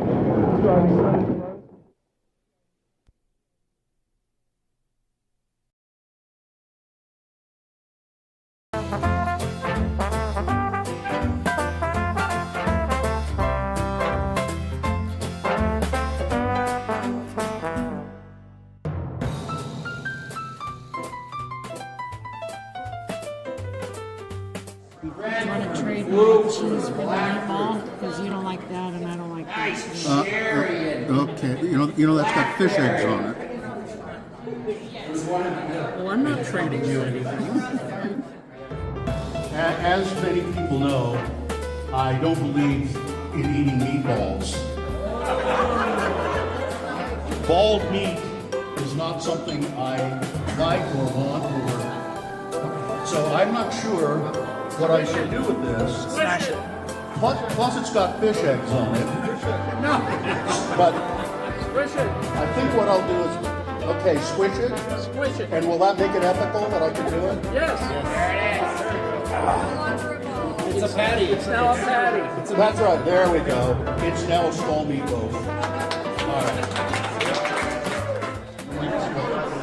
If people want to ask questions.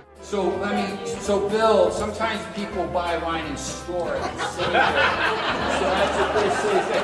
I just wanted to make sure you knew. Thanks for making that clear. Is it true that you store ones with the screw top upright, but with the cork you usually lay them down? That's right.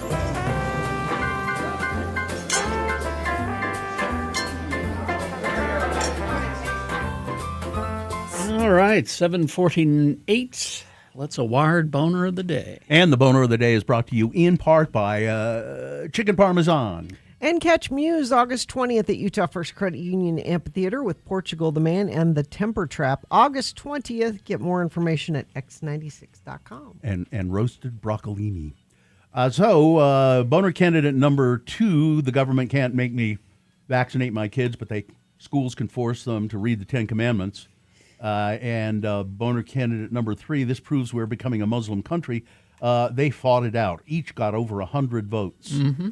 But the winner, by just about 10 votes, boner candidate number 3, this proves we are becoming a Muslim country. There you go.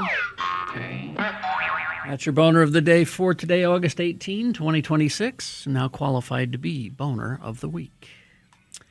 Is this sponsored? The X poll? No, but it should be. All right. So tomorrow, I take Muhammad, my son, not the prophet, to move into the dorms. Ah. And I've been talking with a lot of my friends who are doing the same thing. And my algorithm is full of moms and dads dropping their kids off at school. Even just this morning, 877-602-9696. I'm looking for your empty nest stories, whether you're dropping kids off this year or you have a story about dropping them off in the past, how it felt when you did that, how you're doing now. Why don't you just keep them at home? Why don't you keep them at home? Why don't you just keep them at home? No. They're not going out of state to school. They're just they're 5 minutes away. They want the experience of living in the dorms. They want the experience of just being launching into the world. And actually, a friend of mine posted she just took her son to Ole Miss. Mm-hmm. And she said, "I'm not an empty nester. I'm a bird launcher." And I like that. Bird launcher? Sounds nice. Empty nest sounds like a sad way to put it. Well, it's a bird launcher. The egg is rotten and you kick it out of the... But I saw this from Sheryl Crow this morning.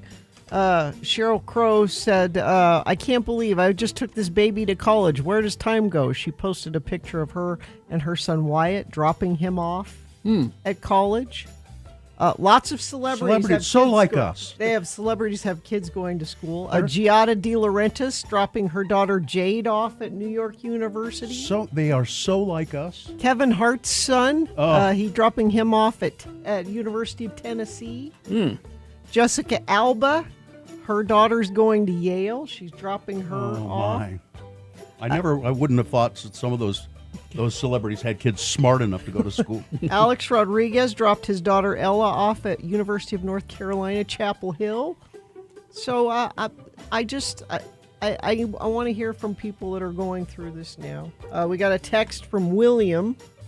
William says, I thought I was looking forward to being an empty nester, but my youngest child moved out yesterday, and I'm just sad. Oh.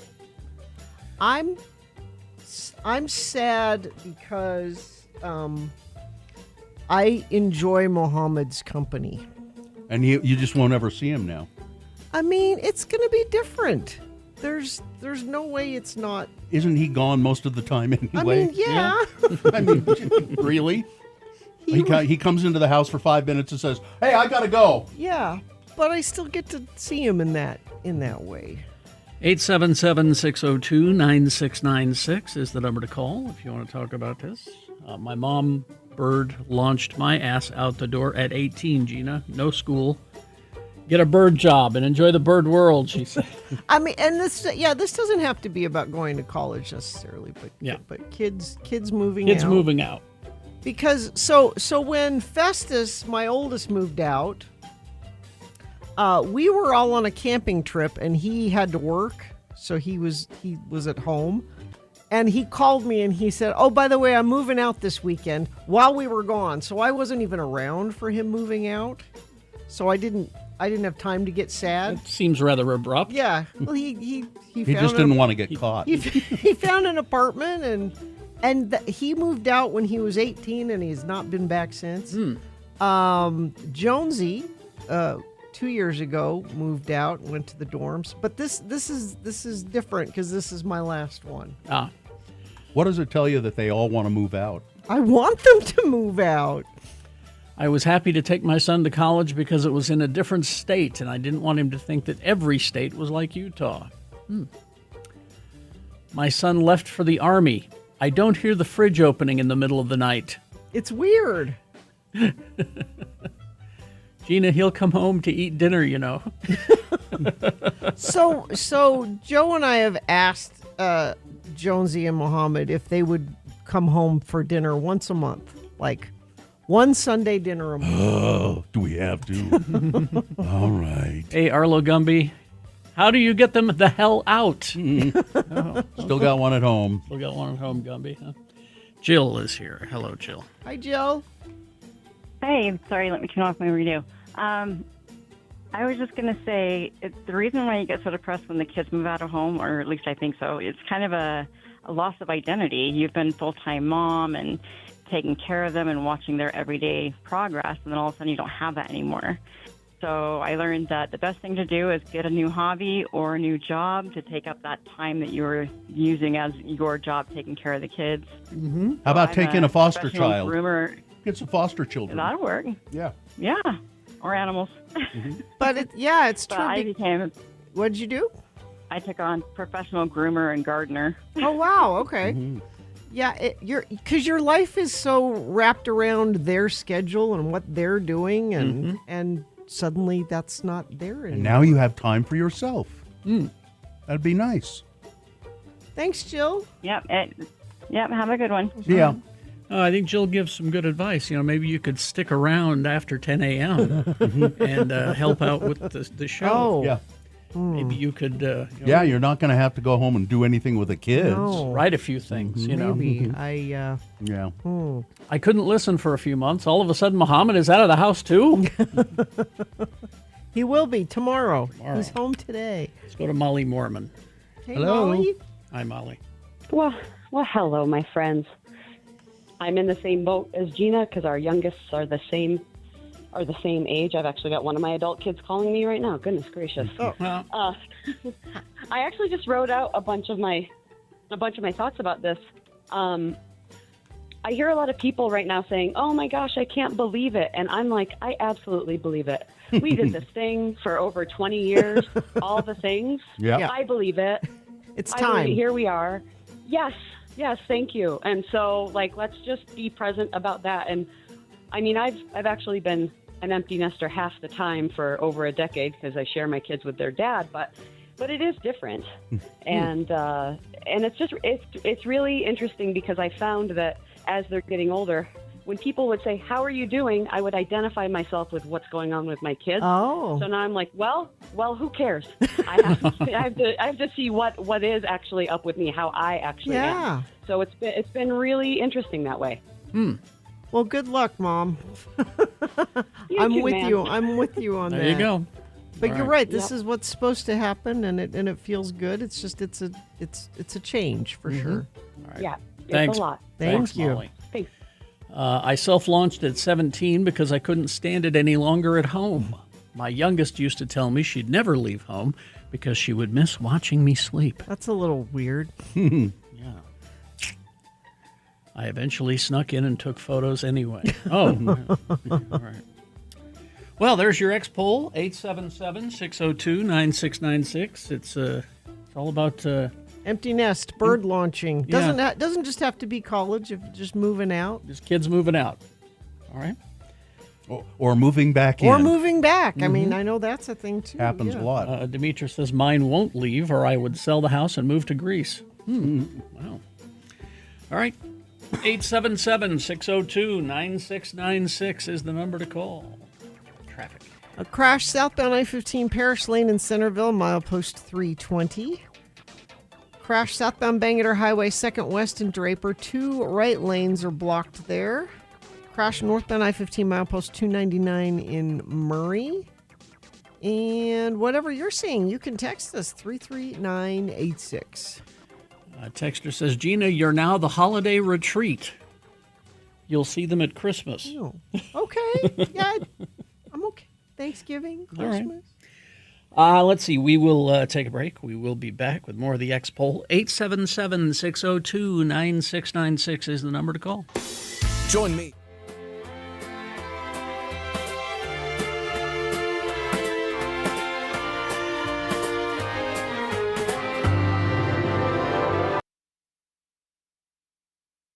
Scott. Scott. Spell it with me now. S-C-O-T-T. And now we'll use it in some dialogue with our 2 Utah men, LeVar and LeGrand. LeGrand has been invited over to LeVar's trailer house for lunch. Again, the word is Scott. Come on in, LeGrand. Door's open, and our delicious repast is about to begin. I hope you brought some drinks for us. Well, I did indeed, LeVar. I bought the whole 6-pack of caffeine-free Diet Sam's Choice Cola from the Walmart. Didn't have no way of chilling it, though. Hope you have smice. Well, fridge's been busted for a few months now. I've learned to appreciate my cola beverages at room temperature. Well, that's just fine with me, too. I'm always sneaking a cola from down in the food storage room so as Midge won't know I got a bit of an addiction. You see, we keep the caffeinated stuff in the food storage on the theory that in the event of a nuclear catastrophe, we'll need to stay awake so's we can keep the neighbors from busting in, and so's we'll have plenty of energy to be fruitful and repopulate our wasted planet. You know what I mean. So what's for lunch? Beef stew. I helped can it myself. It's Deseret brand beef stew. Because I helped can it, I got a free case from the Bishop Storehouse. Ooh, I love the sound of canned stew boiling up on the range. Smells pretty good, too. That's because Scott All Natural Garden and Beef Ingredients. Look here at that list of nutritious stuff that comes in this one can. Scott carrots, peas, taters, onions, chunks of beef, and some beef byproducts. Ooh, that's good. Ooh, but looky here. What? This Deseret brand beef stew's got 23 grams of fat per serving. This stew's got more fat in it than 9 strips of bacon, LeVar. Bacon, that sounds good. Let's fry up some strips of bacon to go with our stew. You know, bacon's got an essential ingredient in it that you can only get from a few foods, you know. Foods like bologna and hot dogs and some canned hams. Bacon's got something in it that your body needs? What? Nitrite. It's got nitrite in it. The body needs nitrite to preserve the internal organs. Well, fry some up then. Okay. Hey, you got a raw hot dog or some bologna I can nibble on to tide me over till the stew's on? My big ones is eating my little ones. I'm so hungry. Hey, let's pop open a couple of them diet sodas for a toast, LeGrand. To life. To life. If we keep eating like this, we're going to live forever.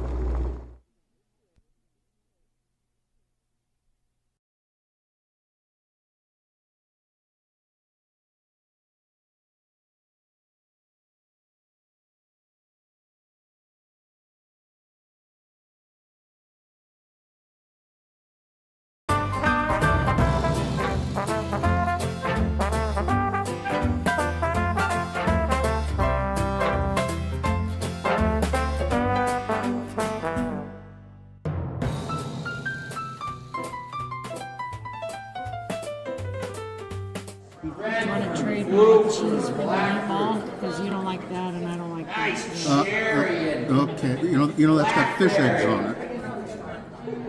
Well, I'm not trading you anything. As many people know, I don't believe in eating meatballs. Bald meat is not something I like or want so I'm not sure what I should do with this. Smash it. Plus it's got fish eggs on it. No. But Squish it. I think what I'll do is, okay, squish it. Squish it. And will that make it ethical that I can do it? Yes. It's a patty. It's now a patty. That's right, there we go. It's now a small meatloaf. All right. If people want to ask questions, So Bill, sometimes people buy wine and store it. So that's what this is. I just wanted to make sure you knew. Thanks for making that clear. Is it true that you store ones with the screw top upright, but with the cork you usually lay them down? That's right.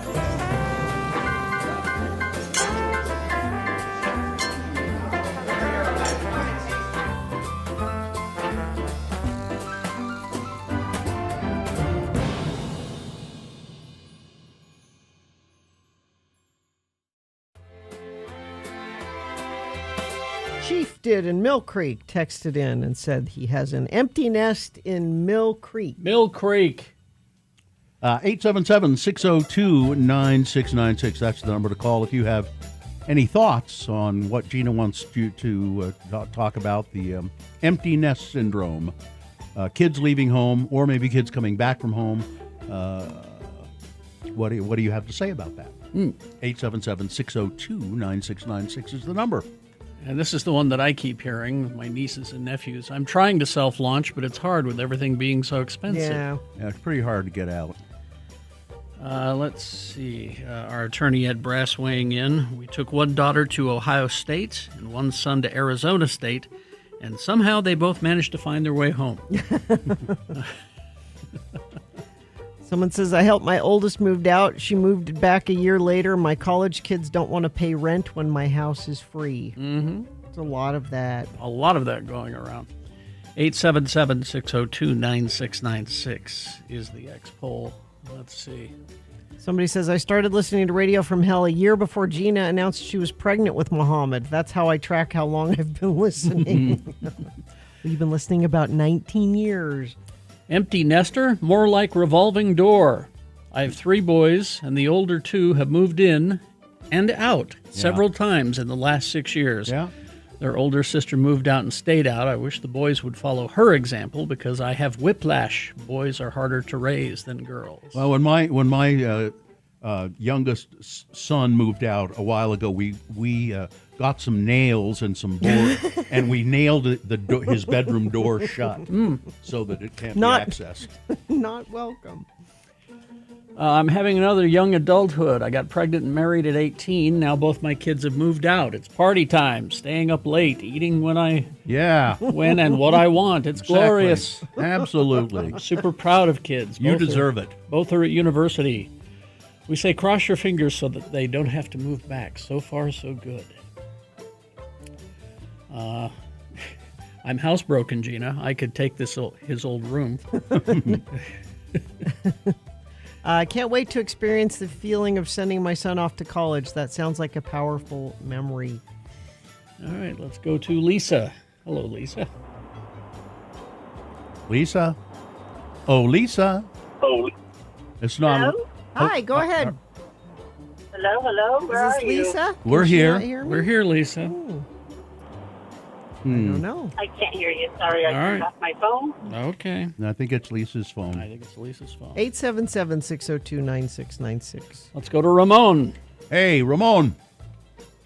Hello, Lords. Hi. Hello. I have a few samples. And Gina, I'm sorry about last time. Mentioning about the empty nesters, kids graduating from high school. That's okay. Yeah, so we have three samples. My wife and I'm actually, Taylor Swift is also my daughter. Oh, okay, yeah. Yeah, so we have 3 kids that graduated in the last 4 years, and it's been hard for my wife. Yeah. Yeah, the oldest still lives with us, but Sailor Swift, she's been out of the house for almost 2 years now. And she actually had to go see her off, when she was in Chicago when she graduated. And then she was moved over to Virginia, where she was actually shipped off. Yeah. So she had to go see her off also. And, just a couple weeks ago, our youngest daughter, she moved into UVU. So you're going through this in all different kinds of ways. Going for military, saying Exactly. goodbye, and college, saying goodbye, and Well, you said it's rough on your Yeah, wife. and How then is it? How about you? I'm actually, I have your attitude, Phil. It's fine. Yeah, I'm fine with it. Yeah. My wife, she's hard at the hardest. Yeah. Yeah, she has. So yeah, I understand what empty nesters are going through. Now we have 2 kids in high school and a junior high schooler also. yeah, I think it's different when you still have kids at home. Like I said, I've said goodbye to 2 others, but the last one is different because now I have no one to parent anymore. You know, Ramon, I don't want to be critical, but I think part of your problem is you just have too many children. Exactly. That's probably it. You kept naming Yes, them. sir. It's like, you going to run out? Yeah, if you name them, they'll stick around. All right. Yeah, Thanks, definitely. Ramon. Thanks, Ramon. Oh, thank you. Let's go to Corey from the chat room. Hey, Corey. Hey, gang. Yeah, we're empty nesters a couple years now. My Brazilian wife did not take that well because family is huge. And you've met our daughters. You know how amazing they are. Yeah, they're lovely.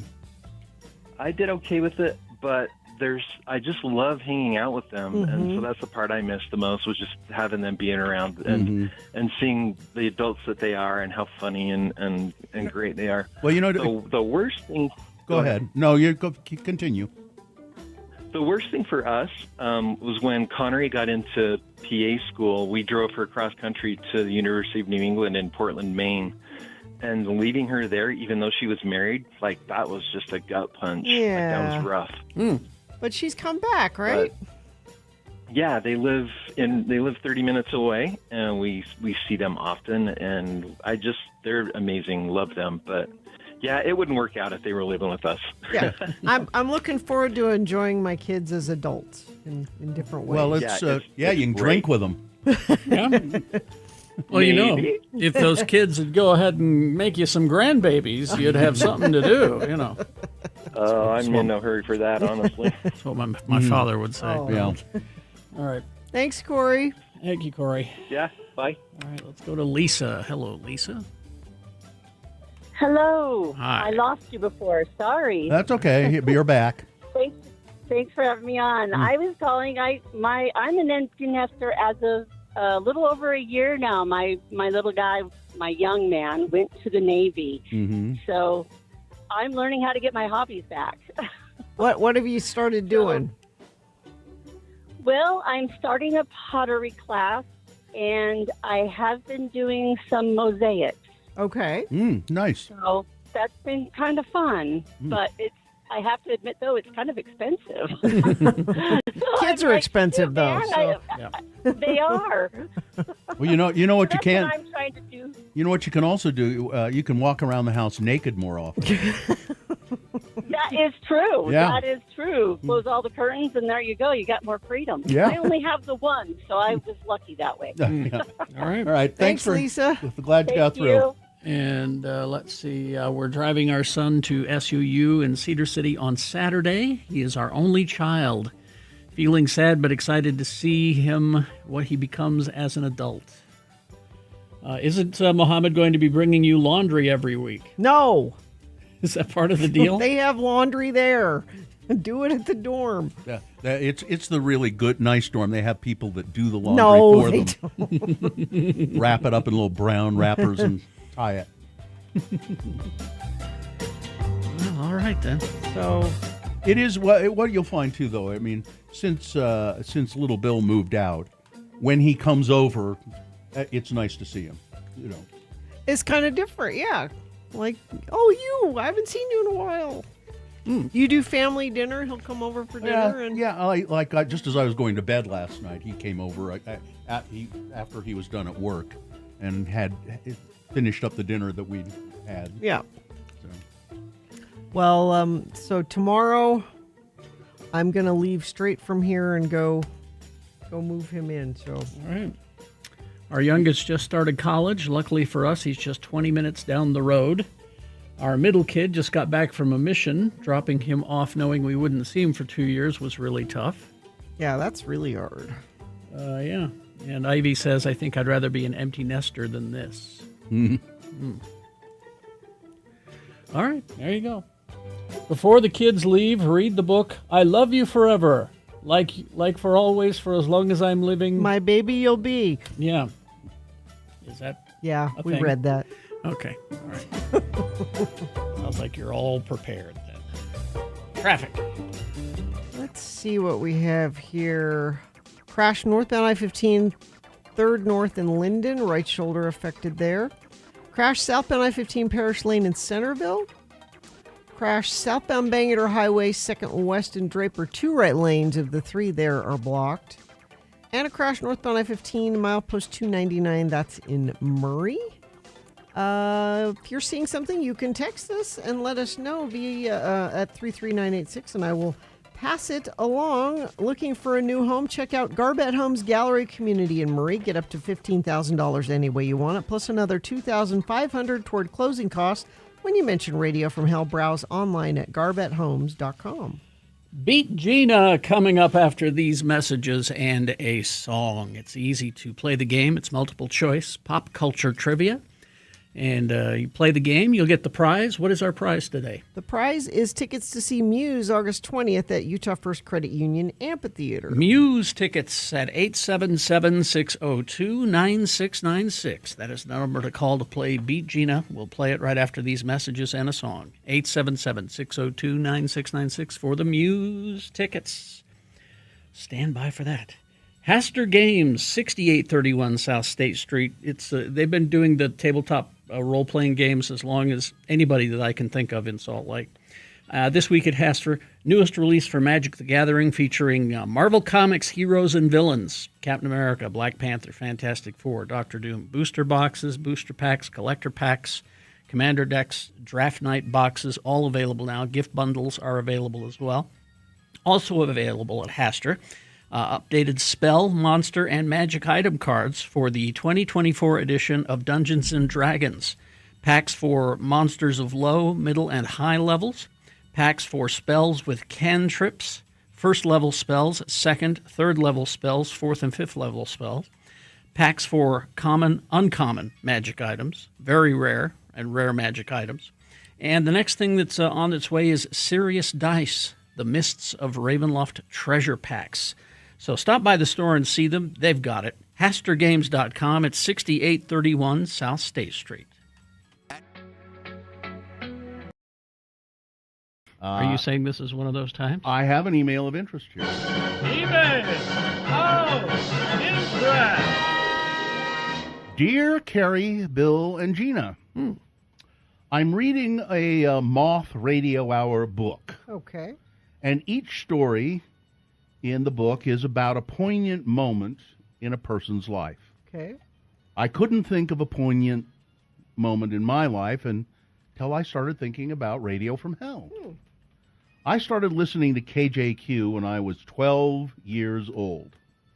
And then it went off the air, and I had to find another station to wake up to. Well, about a year later, my mom asked me if I wanted to move into a bigger bedroom in the basement. Well, I initially said no because I didn't want to be in the basement, but then, well, I changed my mind and I moved rooms, and when I moved rooms, I retuned my radio. And it was then I found X96.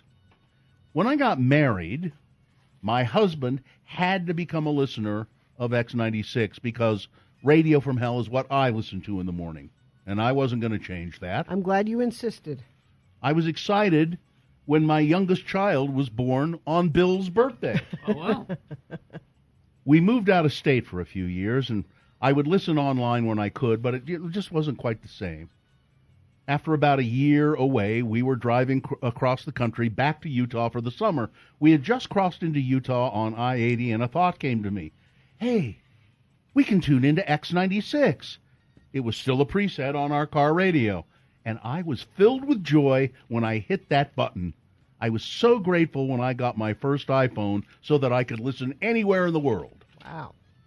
I remember so clearly listening one morning and hearing Carrie's voice and thinking, well, it was strange because I thought Carrie was on vacation. That morning, I was showering in the downstairs shower because we were remodeling the upstairs bathroom, and I heard you announce that same-sex marriage was legal in Utah. Yep. Now, the reason, just parenthetically here, as I recall, the reason this person thought we were on vacation is because we were supposed to be. We were on vacation. And that happened, and we went, It was hey, worth coming back we'd better for. get back. Let's get back to the studio. I was in Southern California. I was driving down PCH. That's right. You were on the phone. I was driving Bill down and I came PCH, in, and I got a phone call from you guys saying we're going to go on the air, and I said, well, I'll find a studio here. Yeah. And so I called Angel Martinez, and she found a sports station that would let me use their studio and their tie line so that I could be on the show with you guys. It was big news. So it says, I thought Carrie was on vacation. That morning I was showering in the downstairs shower because we were upstairs, modeling upstairs, and I heard you announce that same-sex marriage was legal in Utah. I started crying. Aww. I almost fell down. I was so filled with joy. Honestly, I didn't even know I cared that much. There was a year when it seemed like almost every song Carrie played at the beginning of the show related to the death of someone. One morning he played Dead Man's Party for about 4 minutes, and I was so afraid that Danny Elfman had died. I shook my husband awake, and I said, I think Danny Elfman died. Fortunately, it was just his birthday. Oh, good. You guys feel like a part of my family. Thanks for almost always being there. Almost. Almost always. Your vacations are difficult times for me. That's what she means by. They're not for us. Almost always. And then this is the final two lines. I know the end is coming. At some point it has to. Jeez. I just hope that it's a few years away still, because you will be so missed. Thanks, Amber. Wow, Amber. What Thank a you, nice Amber. letter. Isn't that nice? Well, I would definitely say that's an email of interest. You can send such things to radiofromhell@x96.com. You can complain, too. No, they don't have You to be can- complimentary you like can- that. We accept hate mail. Yeah, please. We don't get enough hate mail. Mm-hmm. We need more hate mail. So, radiofromhell@x96.com. You might want to put, just give us a heads up and say email of interest in the subject line or hate mail of interest. Well, we have a separate email address for hate mail. It's hatemail@x96.com. Actually, we do, don't we? It works. It's a working email address. Do we ever get anything? I don't know the passwords or anything. I don't either. Well, we don't promote it. No. You can just send it to radiofromhell@x96.com. Yeah. If you hate us, please email us and let us know. Yeah, but send it to hate mail. I've got a jingle for hate mail here and Hate everything. mail. We got some hate mail. You sang it. Yeah, Bill. That was. What? You sang. I did? Yeah. Yes. Listen. Let's see. Hate mail, we all love to get hate mail, hate mail. It's Hate Mail with Radio from Hell. Well, that's, huh. Yeah, see? I'll be damned. You have hate mail.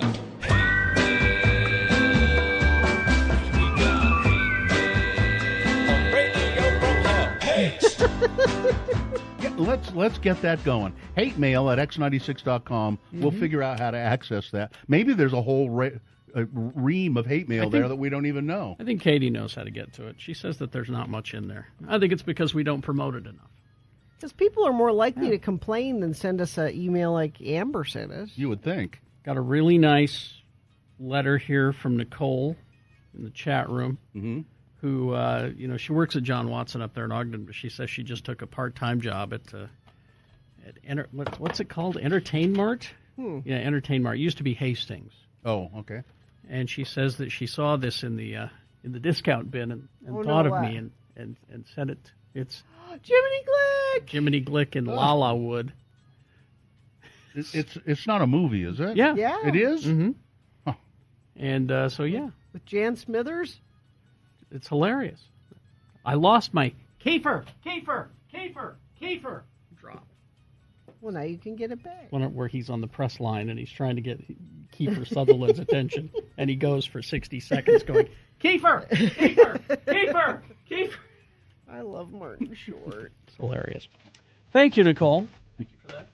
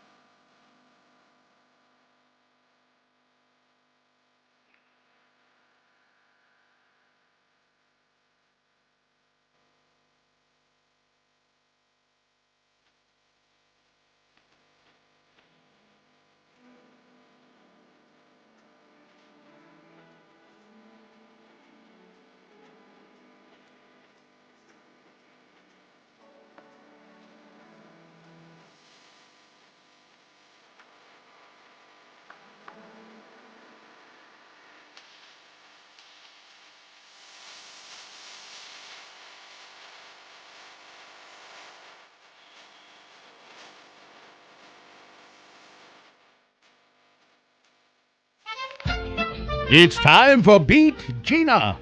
I'm your announcer, Johnny Ola. But first this. Hamilton Beach introduces the Baconer. Oh. The world's first toaster-style bacon cooker. Wow. You love bacon. You hate the skillet routine. You know the drill, standing over a popping pan of hot grease, dodging flying droplets, turning soggy strips with tongs and blotting them out into paper towels while the kitchen ceiling turns to a smoke zone. Not anymore. Meet the Baconer by Hamilton Beach. It does for bacon what a pop-up toaster did for bread. Makes it fast, foolproof, and completely mess-free. Sizzles both sides all at once. You just drape your favorite bacon strips over the non-stick heating rack, dial in your Christmas preference, and close the doors. Drains fat automatically. Gravity does the dirty work. As the bacon cooks vertically, excess fat drains away into a removable drip tray at the bottom, giving you lighter, crisper bacon and fewer calories. Zero splatter, zero smoke, and closed side panels trap every pop and sizzle, leaving your countertop spotless and your apron dry. Whether you like your strips tender crisp for Sunday morning, pancakes, or extra crispy for a classic BLT, the Baconer delivers fast, perfect golden brown bacon every time. When you're done, the drip tray just slips right out. Bring home the Baconer from Hamilton Beach. You might find one at Dick's Island of Discontinued Items at the Grody Mall on the old highway west of town. Grody Mall. And now, he never says no to bacon. No. Or a ham. Yeah. Your host, Kerry Jackson. Why didn't that take off? That looks handy. It doesn't look like a fire hazard at all, does it? As it turns out, it was a piece of crap. Oh, yeah. okay. I remember those. Didn't really work. The Baconer. Didn't work too well. The randomizer has picked a contestant, Gina. You'll be going up against Kyle today. Kyle, are you there? I am. All right, Kyle, we're going to toss a coin to see who goes first. It will give you the advantage if you call it correctly, heads or tails. You heads. See what happens. Here we go. It is heads. Oh, you're one step closer to winning these tickets to see Muse August 20th at Utah First Credit Union Amphitheater with Portugal the Man and The Temper Trap. All right, Kyle, because you won the coin toss, you're going to go first. This first question is for you to answer on your own with no interference from Gina. Multiple choice, pop culture trivia. If you get it correct, you get the point. If not, I will ask Gina the same question. And if she answers it correctly, she's going to steal your point away. We'll go back and forth till one of you gets 3 points, okay? The Righteous Gemstones was released on this day in 2019. So we got Righteous Gemstones trivia for you. Funny show. Yes. All All right, Kyle, first question for you. Kyle, what is the name of the town that Baby Billy and Amy Lee Gemstone come from? What is the name of the town that they come from? Is it 1, Mediocre Hollow? Is it 2, Take a Left at the Cow? Is it 3, Zion's Landing? Or 4, Freeman's Gap? I'm going to go number 3. Zion's Landing? No, terrible. Must be Freeman's Gap then. Yes, Baby Billy's last name is Freeman. It's actually, if I may, Carrie. Yeah. Uncle Baby Billy. Uncle Baby Billy, yes, that's true. Yeah, Uncle Baby Billy. All right. Gina. Yes. In this show, John Goodman's character uses religion as a means to make money. Okay. What other movie does Goodman play a character that uses religion to make money? Okay. Is it 1, Evan Almighty? Is it 2, Oh Brother, Where Art Thou? Is it 3, The Ring and I, the Lord of the Rings musical? Or 4, The Guns of Minestrone? I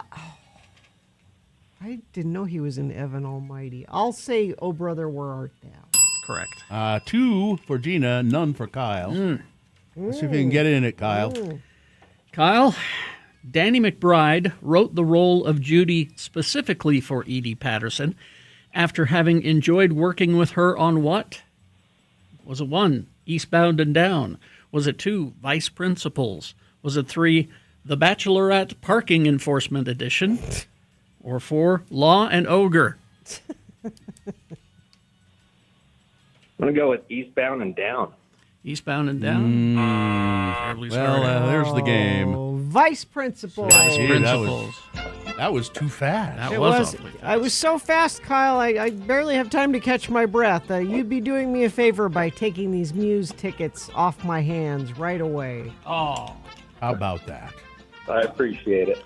Unprecedented. Hang on the line and we'll tell you how to get those tickets. I've got to go home. Mrs. Zola has got the bacon on. Oh, good. All right, Big Boy News and Opinioendo now, brought to you by Progressive Primary Care is a smarter approach to health care with a flat monthly membership covering most primary care services with no insurance required. Visit progressiveprimary.care for details. And never forget, the views expressed on X96's Radio from Hell show do not necessarily reflect the opinions of Broadway Media, its management, owners, or advertisers. This program is intended for mature audiences. Parental discretion is advised. The House Ethics Committee has announced that they are investigating whether Democratic Representative Jimmy Gomez in California had engaged in inappropriate sexual contact with a House staffer. Now, Jimmy Gomez, the congressman, admits, well, first he concealed, but then he admitted he had made personal mistakes outside of his marriage. Personal mistakes, as he called them. Gomez represents parts of Los Angeles. He said in a statement that he regretted his mistakes, but he denied any wrongdoing, saying that his actions were consensual in nature and have not violated the law or House ethics rules. That doesn't diminish the impact that these mistakes have made on those I care about the most, Gomez said. I take full responsibility. I have committed myself to working through the pain privately with my wife and family. House rules instituted in 2018 after the Me Too movement focused attention on sexual misconduct in the workplace and forbid members from engaging in sexual contact with their own aides or those working on committees on which they serve. But the rules don't bar lawmakers from having relationships with other staff members whom they do not supervise. And in the statement announcing the investigation, Representative Michael Guest of Mississippi, the Republican chairman of the Ethics Committee, and Representative Mark DeSoliner of California, its top Democrat, cited a clause of the rules that prohibits members from an unwelcome sexual advance or conduct toward other lawmakers or House employees.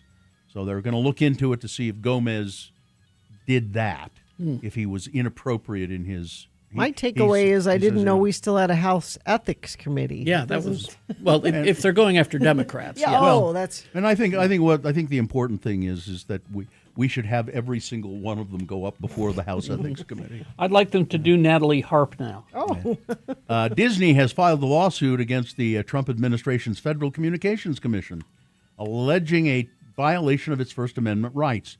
The suit comes after FCC Chairman Brendan Carr on Friday recently defended the agency's actions against ABC, which Disney owns, saying broadcasters have a duty to operate in the public interest, and the FCC is merely trying to restore that standard. Carr has said the country should have a trusted, respected news media, and we're not there. ABC had accused the agency of a brazen attempt to chill its constitutionally protected free speech, and by extension, that of every media outlet in the country. The network's July comments came in the latest filing to the agency, expressing its formal opposition to the FCC's early review, launched in April, of 8 ABC local broadcast licenses well before they're set to expire. Trump has repeatedly called for late-night host Jimmy Kimmel to be fired. That's the ABC. With the FCC launching its early review of ABC's licenses in April, it came amid a fight with Kimmel over a joke that offended Trump. Exactly. So it's using the That's government. the definition of a snowflake. Is what. Exactly. A trio of environmental advocacy groups have filed a complaint with the Federal Trade Commission accusing the Utah Office of Energy Development of producing deceptive and misleading advertising promoting nuclear energy. Oh, I thought you might make this a boner candidate. Specifically, actually. Yeah. Downwinders Incorporated, Healthy Environment Alliance of Utah, and Utah Physicians for a Healthy Environment are calling into question claims that nuclear power plants emit less radiation than eating a banana. Yep. I've Not heard that true. one. That nuclear energy is safer than a candle, and that nuclear power is less risky than eating leftovers or sitting in a chair. Downwinders. Wait a minute, they're coming after remaining seated? Apparently. How do I get in on this? Exactly. Downwinders volunteer Steve Erickson described the aforementioned claims, which appear online, on billboards, in newspapers, and I've heard them also on recorded ads, as state-sponsored propaganda, which it clearly is. It is. The campaign has been one of industry propaganda. It's not befitting the Utah public, or not benefiting the Utah public, by the way. And by the way, we're paying for those deceptive ads with our tax dollars because Spencer Cox wants us to become a nuclear state. After analyzing a storm that brought an official tornado warning from the National Weather Service last week, officials are now confirming that indeed a tornado did touch down in Tooele County. The Weather Service said its survey confirmed a narrow swath of damage from a tornado north of Dugway. As they continue to evaluate, they're calling it the Skull Valley tornado event. That sounds scary. Yeah. A major Air Force general, or an Air Force major rather, who was arrested at the U.S. Capitol after calling for Donald Trump and Vice President J.D. Vance's impeachment and removal from office over the war in Iran, is speaking out about the incident. Trump has failed us, said Major Jason Watson. Not only is he a failure as a president, he's flagrantly violating the Constitution, breaking the law, engaged in rampant corruption, and is killing Americans, and that is unacceptable to me. Watson was arrested in July after he spoke at a news conference during which he criticized Trump's actions in Venezuela and Iran. He later stood on the Capitol steps in uniform and held a sign that said, "Impeach, convict, remove." Following Watson's arrest, Capitol Police said that it is generally against the law for the public to demonstrate on the House steps unless they are with a member of Congress. CNN's Aaron Burnett noted that his protest as a sitting Air Force major could lead to serious consequences, including removal from the service and loss of pay and benefits. Everything that's worthwhile has got to cost something, Major Watson said. And what the actual, Trump tearing into CNN senior White House correspondent it's horrible. Kristen Holmes during an Oval Office event yesterday, repeatedly telling her to be quiet, calling her very disrespectful and fake news and a loud, boisterous person after she asked him for a comment about Senator John Ossoff's remark about his close relationship with aide Natalie Harp, Trump's relationship with that. Yeah. Ossoff has been sort of poking at Trump and mentioning his connections to Natalie Harp quite a bit. The White House's rapid response account on social media shared footage of the exchange and first slammed Holmes as a disgraceful, humiliating embarrassment to her alleged profession, called her a cheap shot, And these scumbags are the lowest of the low, he said. And then it got even more personal, writing to the mother of two, someday your children will come across your disgusting and inhumane question. They will be sickened and embarrassed to have a parent to be so callous and vindictive. It's troubling. CNN defended Holmes, calling her one of the most respected, accomplished journalists covering the White House. Personal attacks on journalists for asking questions are beneath the office and inconsistent with the principles of a free press. And every time he does that, the next reporter that asks a question should ask the same question and keep going until he answers it. It's a perfectly reasonable question. It is perfectly reasonable. She is very close to him. What's her? And that's not what she asked, though. She just asked, "What do you think of Senator Ossoff? Yeah, what's your comment? What's your comment about Yeah. Ossoff saying that?" She didn't ask about the relationship. All Ossoff said was he likes to travel with Natalie. That's it. Everyone else is turning this sexual. But if you want to Google Natalie Harp letters, She leaves him little love notes. Yeah. Weird little. Yeah, You're she wonderful. You're great. You're the. A BYU professor was charged with sending sexually explicit messages and pictures to somebody he thought was a teenage girl, has been sentenced to 3 years on probation. Stephen Henry McKean of Springville was charged in First District Court, Box Elder County, distributing harmful materials to a minor. That doesn't seem like enough. He played 3 months probation. He was sentenced. He'd spent some time in jail, but and I don't believe he works at BYU any longer. I don't get this. Louisiana Republican Senator John Kennedy, handed Democratic Socialists a win after giving them a nickname while criticizing former Vice President Kamala Harris for trying to cozy up to them. He's starting to call them. These are these Lululemons. That's what they're. She's a Lululemon. I don't as get in it. I guess a communist. I guess it's Lululemon, Lululemon. Lenin, I'm as not in sure. the Russian. Yeah. Yeah, I don't. Okay. I just don't Whatever. understand what He's got a fake accent, I so think- it doesn't matter. I think he's stupid. He is. Sports weather traffic. With just weeks to go until kickoff of the upcoming season, the state of Utah is once again well represented in the Associated Press preseason top 25 college football poll. BYU starts the season at number 14, tied with USC. The Cougars barely missed last year's college football playoff after falling to Texas Tech in the Big 12 championship game.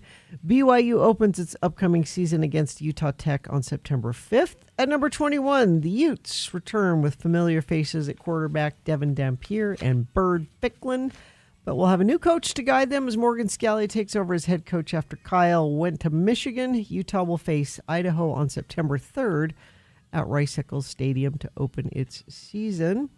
While bird flu has only landed in Australian shores the last few months, a group of sportsmen and women have been feeling its impact for years. This is sports. Yes. The deadly strain of avian influenza has riddled the wild and domesticated avian species around the world, with a total number of dead birds in the hundreds of millions.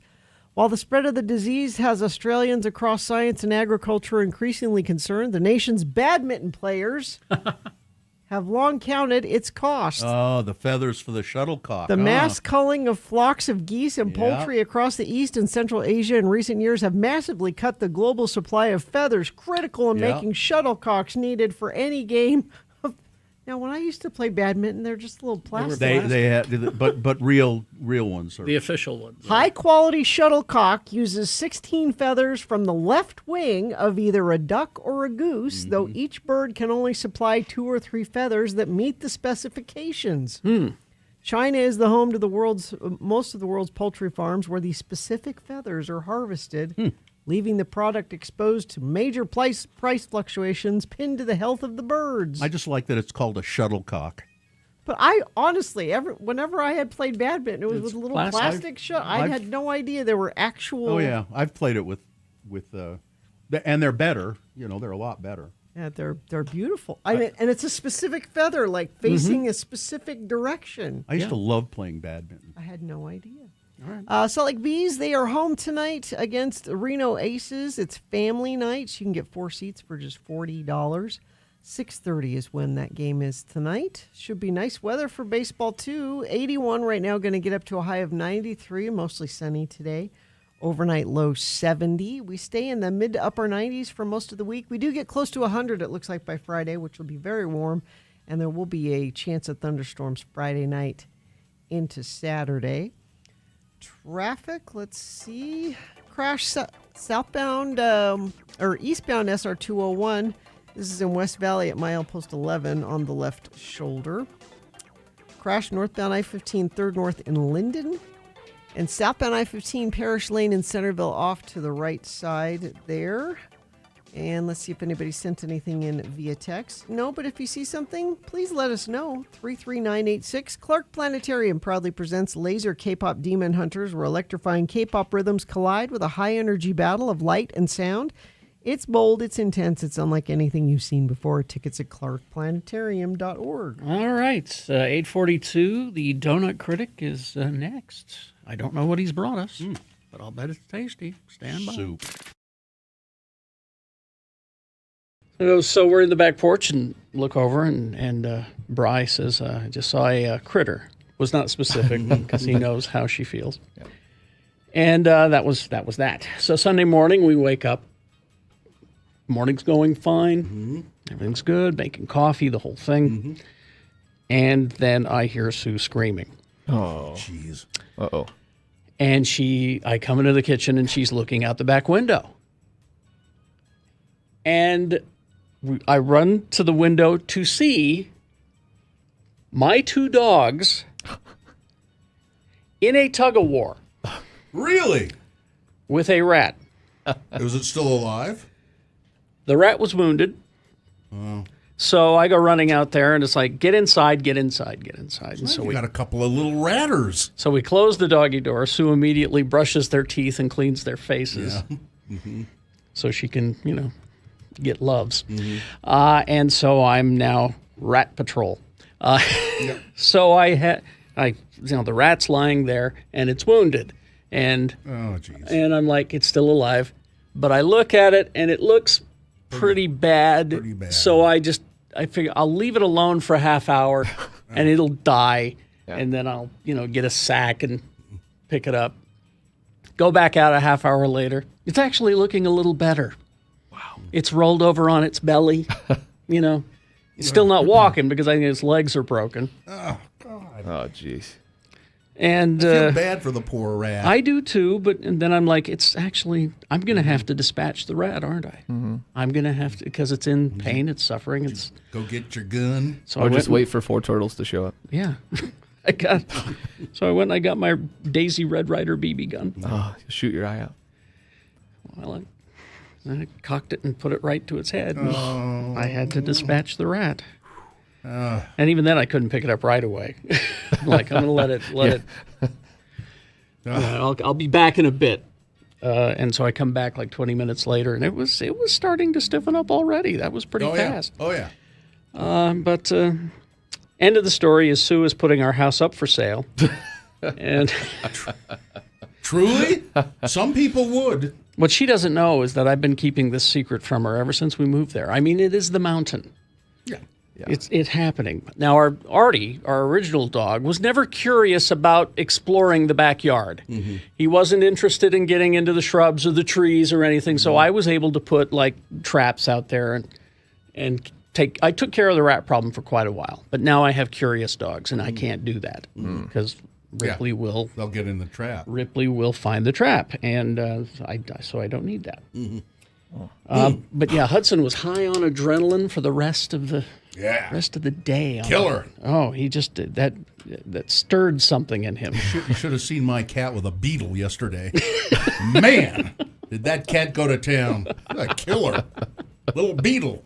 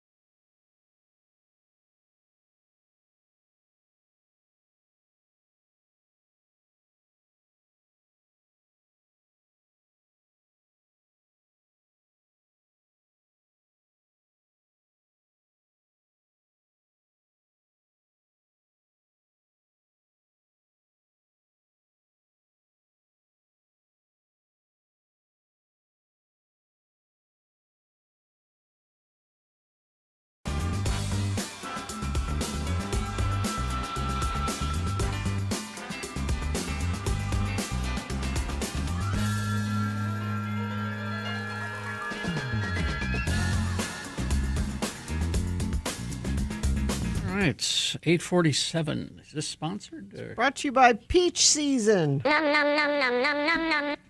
have to talk? You're too busy eating peaches? It's really good. Now, I thought we didn't have peaches this year. I thought it was a bad peach year, Ben. No, I thought so too, but there are some places that have pulled it out. And obviously there's other regions that were not affected. Idaho, they brought some down from Idaho, Yeah. I know. And so they're trying to help us out. They're trying to help us out to enjoy our peach season. Ben, the donut critic, is here. Well, we got some donuts. We'll get to that in a minute. But this is, well, tell us about this place. Bubba's, is it called Bubba's Frozen Treats? Bubba's Frozen Treats. So it is this little hole-in-the-wall side of Highland Gardens. So if you've been down in Highland, there's a place called Highland Gardens. It's like a venue, and they've got furniture, they've got gifts, and then they also do a fall festival. But in addition to all that, they are serving up some delicious, delicious treats. And what you have in front of you is the Peach Crumbler. Now, is this how it's deconstructed like this? So it's usually in a bowl. So Okay. I deconstructed it the same way they did it, Okay. yes. Mm-hmm. But it's usually in a bowl, and it's one of those places that you just sit down. It's family friendly. There's Mhm. tons of tables, super inviting, but you just never knew it was there until you like walked in and you're like, oh my gosh, like we got a full blown treat alarm This going is on. delicious. So it's vanilla frozen custard, peaches, creamy maple drizzle over the frozen custard, and homemade streusel, which is kind of like granola in a way. Yep. And it's got a little saltiness to it. Oh yeah, that's really my delicious. That's one of my favorite parts. It's really good. Yeah, I said take one bite of just the streusel, you get that saltiness, and that's what I love about pairing saltiness with a tart fruit and some sugar. Is you just get that dancing of flavors in your mouth. Beautiful. Wow. I've been doing this for a long time. So Bubba's not as much. So Highland Gardens started, I think, about 34 years ago, and it was a Utah State grad, and this is going to become important a little bit down the road on the story. But yeah, Utah State grad. He married a Utah State grad, and you know their children. They're also alumni. So Bunch of Aggies? bunch of Aggies, and they're in Highland, Utah. So they're in Utah Valley, BYU country, and they really thought that they wanted to bring Aggie ice cream to the valley, and that's how they had Bubba's come about. So they had started this Highland Gardens. The business was running, and then they were like, okay, we got to get some Aggie ice cream down here. And have you guys ever been up to the Aggie ice cream? We did a taste test because BYU ice cream kept saying they were better. So we did a taste test between the two. Okay. And it was Aggie. It was Aggie ice cream. Aggie was the best. Okay. Well, how could it not? I mean, you have a bunch of agricultural people that know cows. Exactly. And it's like By out of name. their By name. by name. And then they have this food science and they're serving it right out of that. You know, it's how do you compete with that? Can you help me, Ben? What's the difference between frozen custard and ice cream? It's the density of the milks and the creams, and frozen custard I think is superior. So if you try frozen custard, you will see the difference immediately. You won't go back. Yeah, you won't go back. And so if you see that on the menu, and this is why I called it out specifically, frozen custard, it is just a little bit more dense and has that creamier feel to it. Yeah, so this is just one of my favorites. And this is one of the things I want to talk to you guys, and I want to talk to everybody that's listening. Let's hold off on the pumpkin. Let's hold off on the pumpkin. It's August. It's August. It's still end of summer. We can wait until September 1st, or let's say Labor Day. But please go out and start eating those peaches. Support the people that have brought them in just to make sure that we have all the peach desserts out there. So there are some out there too that I want to just mention. Ono's Bagels, which is really hot right now, and I'm going to bring them in to you guys. They have a peach cream cheese that's going on. Oh. And that is just going to be killer. And then if you're up at Bear Lake over the next few weeks, I'll be there next week. They're starting to roll out peach shakes. Okay. Taco Amigo, I brought you guys in that strawberry shake. They have a peach shake that they do as well. So, So, well, you heard it from the professional. Hold off on the pumpkin. Hold off. Let's enjoy peaches for a little I'm bit. seeing too many leggings, flat brimmed hats, sweaters, like too many of those things. I don't want to see pumpkin cups. Not time. It's not time. No. Although Apparently, this place that you're talking about, mid-September to Halloween, they have a free fall festival. Yeah, so kid friendly. So wait until then for your pumpkin. Okay, wait until then. Yeah, grab your pumpkins there. Yes, mid September. But yeah, no, it's a really cool venue and place. You get your treats. There's a place that kids can run around and play. And fall festivals, they're getting so expensive. You're like $20 or $25 for a few hours. Frozen custard contains egg yolks, at least 1.4% less air than standard ice cream. Right. So the density. denser, Yep. Density. It's your density. Yep. It says Burger Barn in Bear Lake has an amazing peach shake. Well, there you go. Right. And you want to talk a little bit about that new pink Pink box. Yeah, so I brought in pink box stuff for you guys when they opened in American Fork.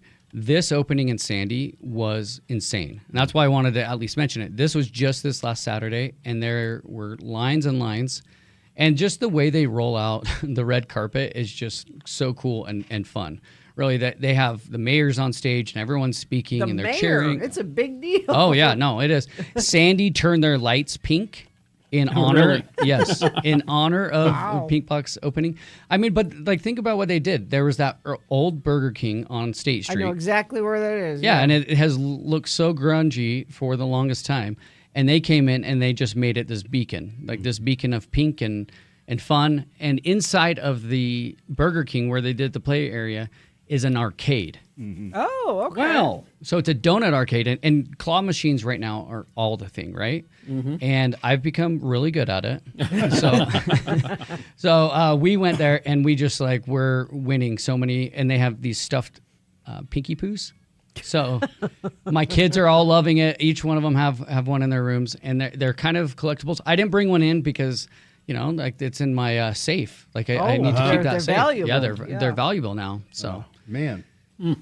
But Are there actually donuts in that box? Yeah, so I brought you donuts. Should Yeah, we yeah. show those on the camera? Yeah. there? So this location has over 50 varieties, but most locations, when they get up and running and fully functional, they have 70 varieties of donuts, which is insane. And that's one of those things Available at all times? Yes. That's crazy. I mean, there's seasonals and stuff like that, but at least 50. When you go in, you're going to be able to get the donut you want. People are around you are going to get the donut you want. And so it is that easy one location. And then with this arcade, it's a no-brainer. You go grab a couple donuts, let your kids play around for an hour, and it's super fun. So And there's plenty of places to sit down and eat donuts.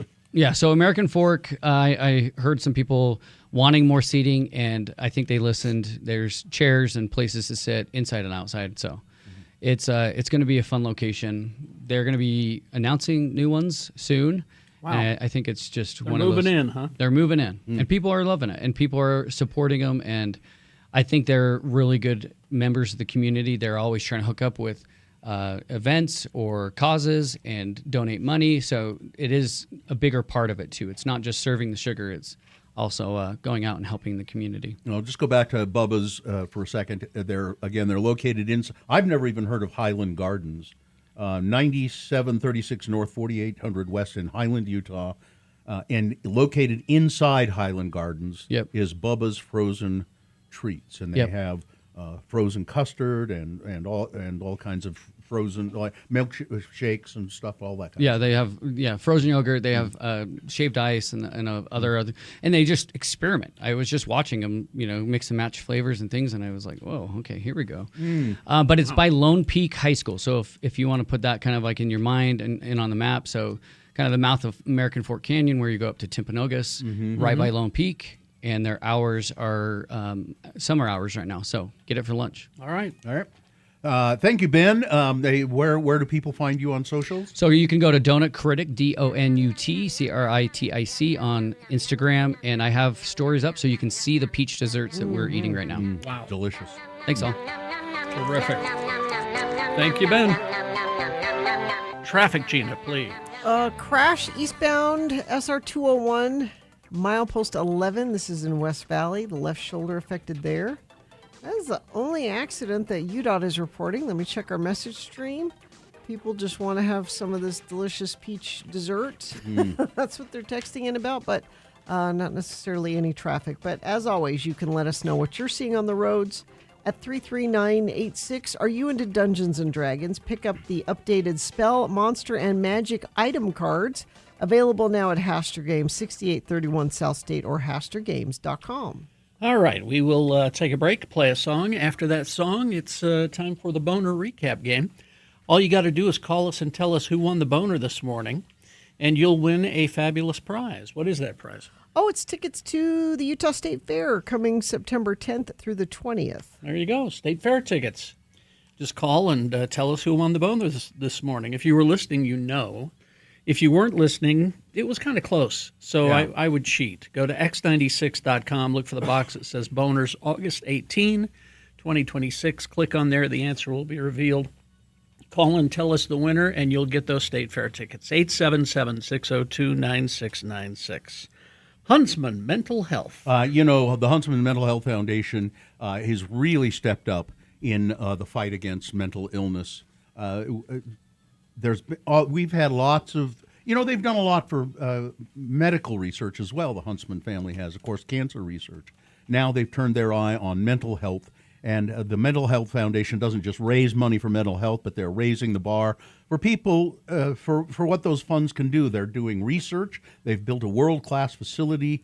They have breakthrough science, transformative care for people who are suffering from mental health problems. But Huntsman needs your help closing the gap between how far modern healthcare has come and how far mental health care still has to go.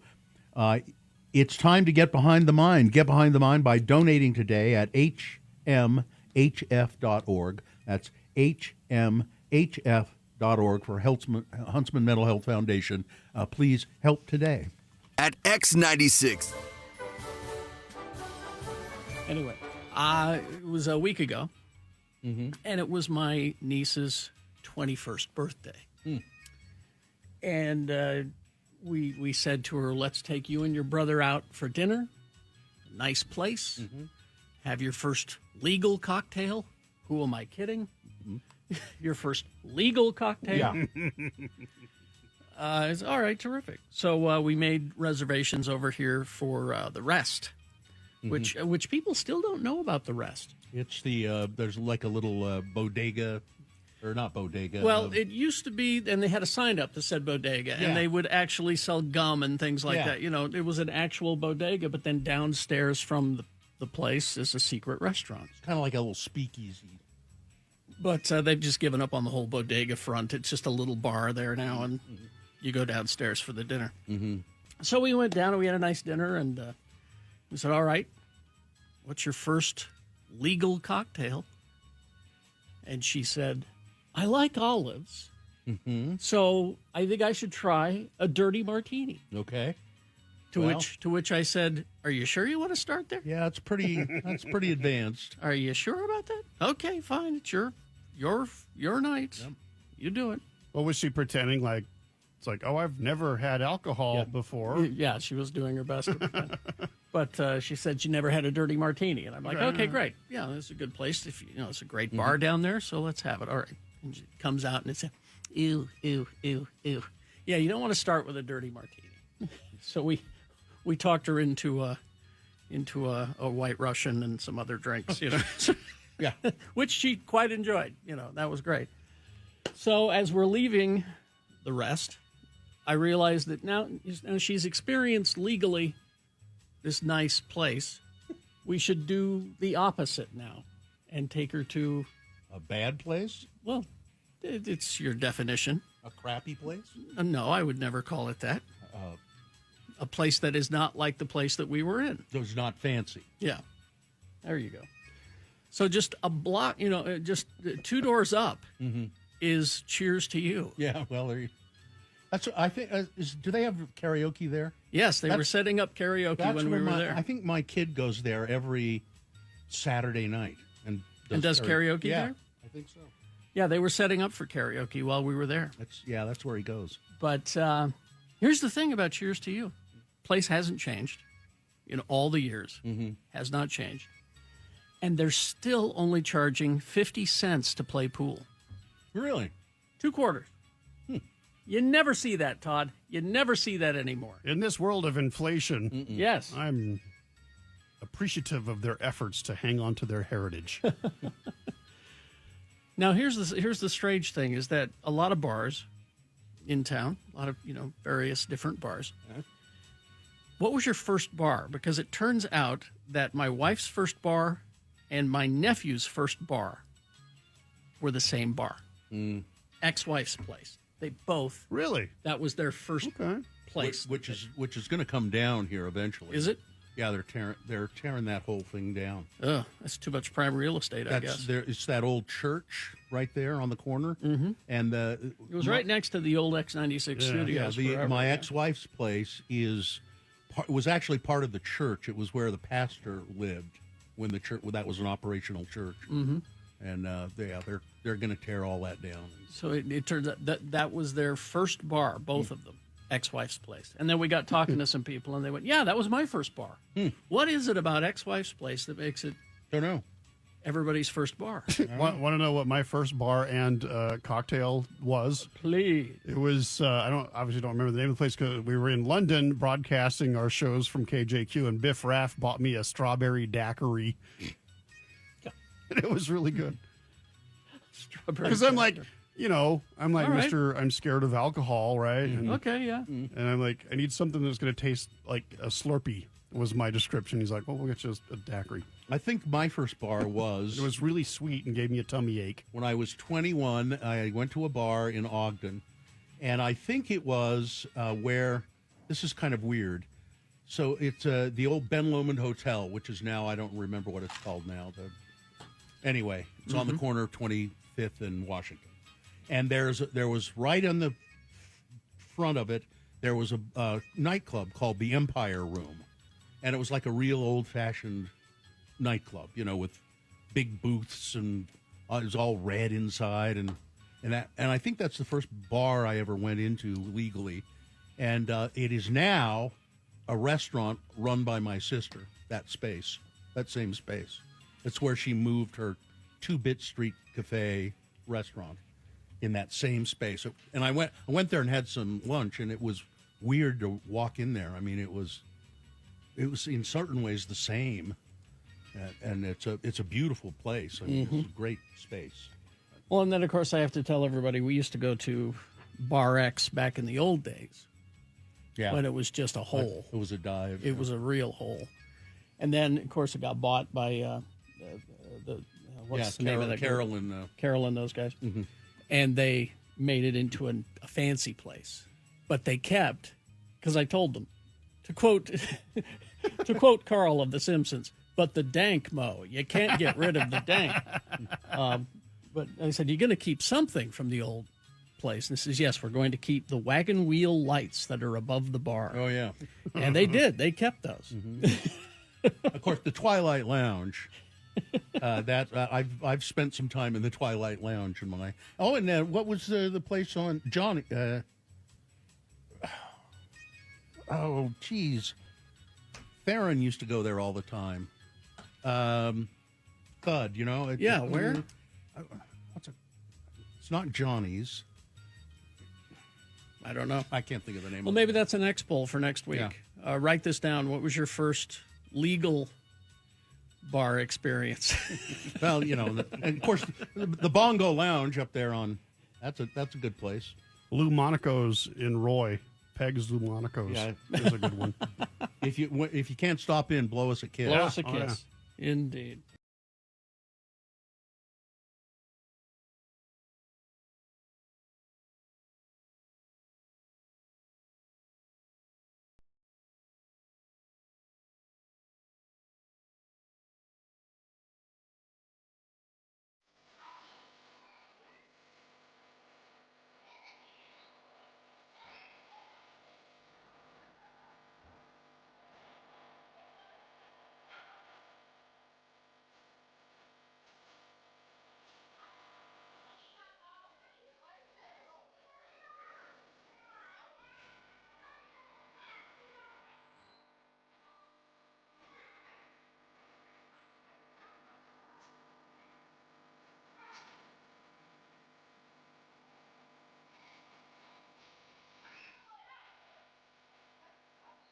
We heard from Bossman in Morgan, who's walking into spider webs in Morgan. Morgan. Okay, then. Morgan. Yeah. Borgin. Although don't spell it that way. Oh. Morgan, M-O-R-G-A-N. Yeah. I've had too much sweet today because I had to have one of those donuts too. Oh, I mean, you did? I didn't have to have it. Which one but did you take? I like a sugar donut. I just straight ahead. They No look- frills. They look really good, but after eating that peach. custard, Yeah. I can't do it. My daughter took my husband to one of the dirty soda places because he had never been. Yeah. And he said, I don't understand that. I don't either. At all. Me neither. Like he said it made him sick the rest of the day. He said, why does anybody do that on a regular basis? Because they don't drink alcohol. I guess. Could be. He was genuinely baffled. So as I've said before, I was too. I went that one time. I thought, well, I'll try this, and it was oh man, too much. And I ordered for some reason. I also said, oh, give me one of those. I think it was a brownie. Oh, and it was just like it's sugar with the side of sugar. And there was one of those kind of really frosted brownies. You know, Yeah. It was like it was like biting into a big thing of sugar. He's like, what am I doing here? I think I threw it away. There's one of those that's right. It shares a parking lot with my dry cleaner. Mm-hmm. And there are certain times of the day where I can't go and get my cleaning. Because there's so many people. Because there are so many people. Mhm. They're lined up all the way out onto 7th East. Oh, it's convenient because people throw up on their clothing and then they Go take right it over into to the the- dry cleaner. Exactly. Should we do the boner recap? The what? The boner recap. I don't know what that is, Gina. Oh, okay. We do it every day at this time because we have a prize we have to give away. What's the prize? Celebrate 170 years of the Utah State Fair, September 10th through the 20th at Utah State Fair Park. All right, State Fair tickets. Who do we have? Dominic is here. Dominic, how are you? I'm great. How are y'all? Okay. Dominic, do people call you Dom, or do you insist on Dominic? Once I got in college, people called me Dom because it was easier instead of being called Don with an N. Yeah. I get it. I like Dominic, though. I mean, that's if you were my buddy, I'd call you Dominic. Hey, Dominic. Hey, buddy. I appreciate that. Dominic, I'm going to read the boner candidates to you here, and if you tell me which one is the winner, you'll get that prize. You ready to do Amazing. it? Okay, here we go. I'm ready. All right. Boner candidate number one was, the fact remains you were illegally parked. So, this New Zealand woman who she was standing in the parking lot at a grocery store in New Zealand, and she died. I mean, she fell down. She was dead essentially, but people performed CPR, and she was resuscitated and taken off to the hospital.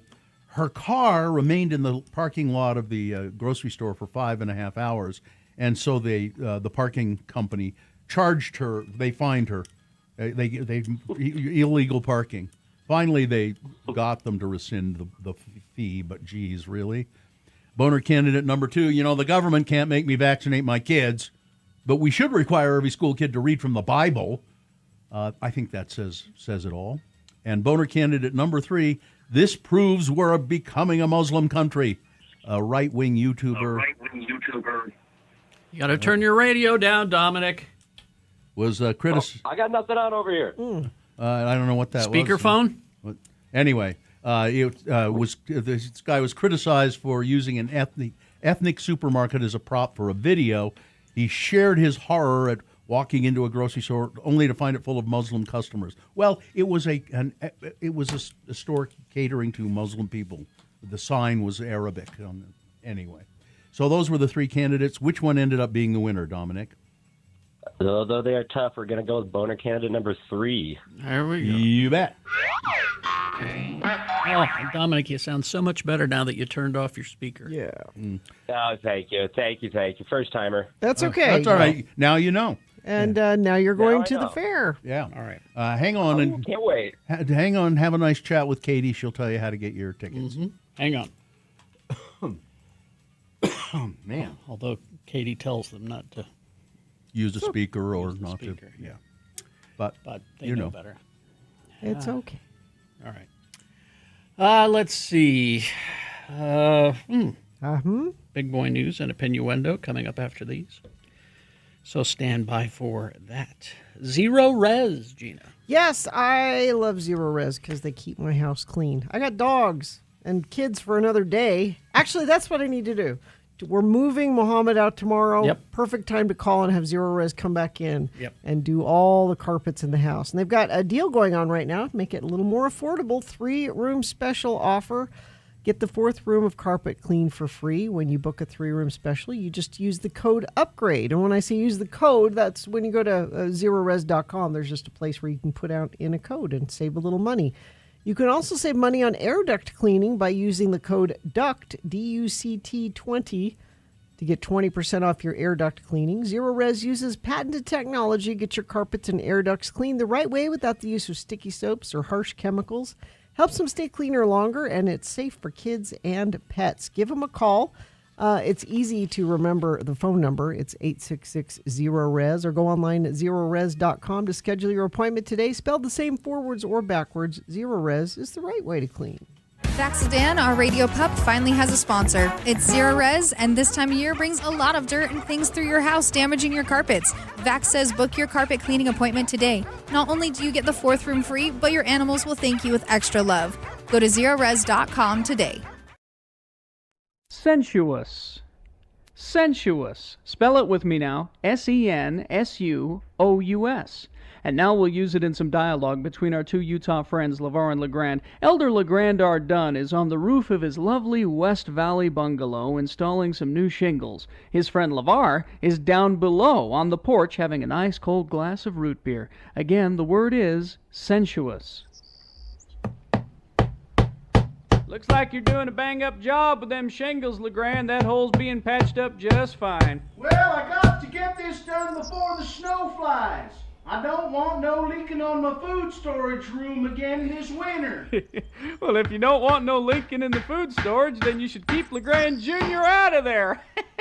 What? Nothing. Looks like it's kind of hot up there, LeGrand. Yep. I'm as hot up here as a tin roof cat house. You're what? Nothing. Hey, what's that you're drinking down there? Rut beer. Nice, ice-cold rut beer. Bet you could use some up there. I could for sure. I'm as hot as a hot dog with mustard and relish. Well, say, that's pretty hot. Bet you a nice cold Fanta root beer would sure go down good about now. Yep, I'm really hot, LeVar. I'm so hot that if you was to, hold an old dry Christmas tree next to me, it would just go up like a match. What? I'm a hot tamale, LeVar. Well, that's hot. Hot for sure.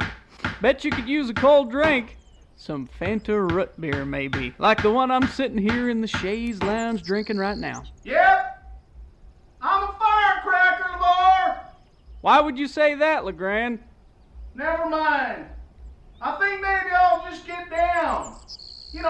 Climb all the way down the ladder and go all the way into the kitchen and maybe get myself a sandwich and a cold drink. What? Cold drink like a rut beer? Maybe.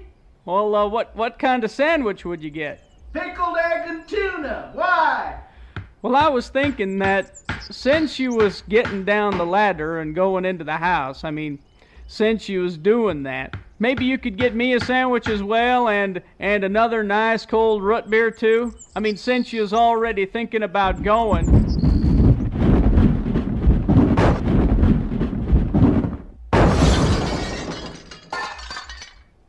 Look out below! LeGrand, I was nearly...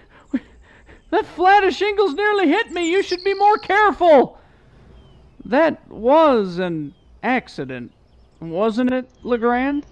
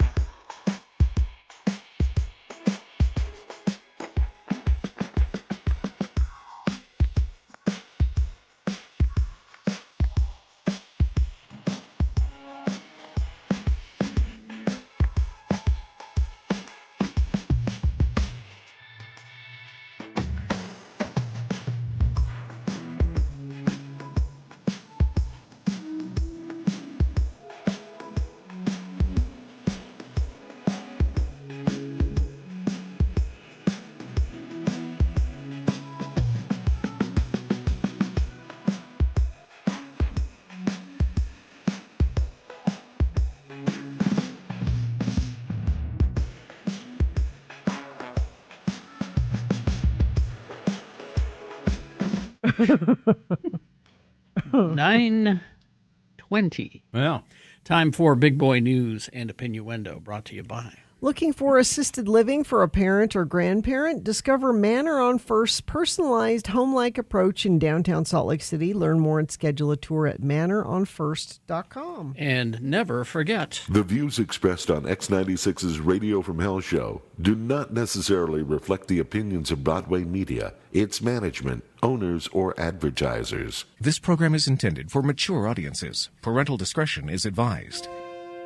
Well, we mentioned that there was they confirmed there was a tornado out in Tooele area, and our Todd Newcomb, our program director, sent me a whole email about that. Oh.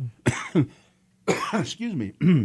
So last Thursday we had wild storm. I was busy announcing tornado warnings from the National Weather Service for Tooele County. Turns out they weren't messing around. An EF1 touched down in Tooele. An EF1, these are classifications of wind speed. EF1 would be 86 to 110 miles an hour.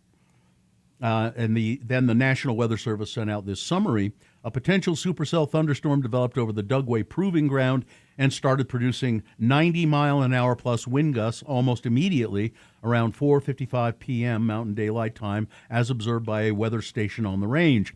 The storm continued eastward, impacting more of the Dugway Proving Ground, where straight-line winds toppled 5,000-pound shipping containers and peeled back the corner of a metal roof of a fire station.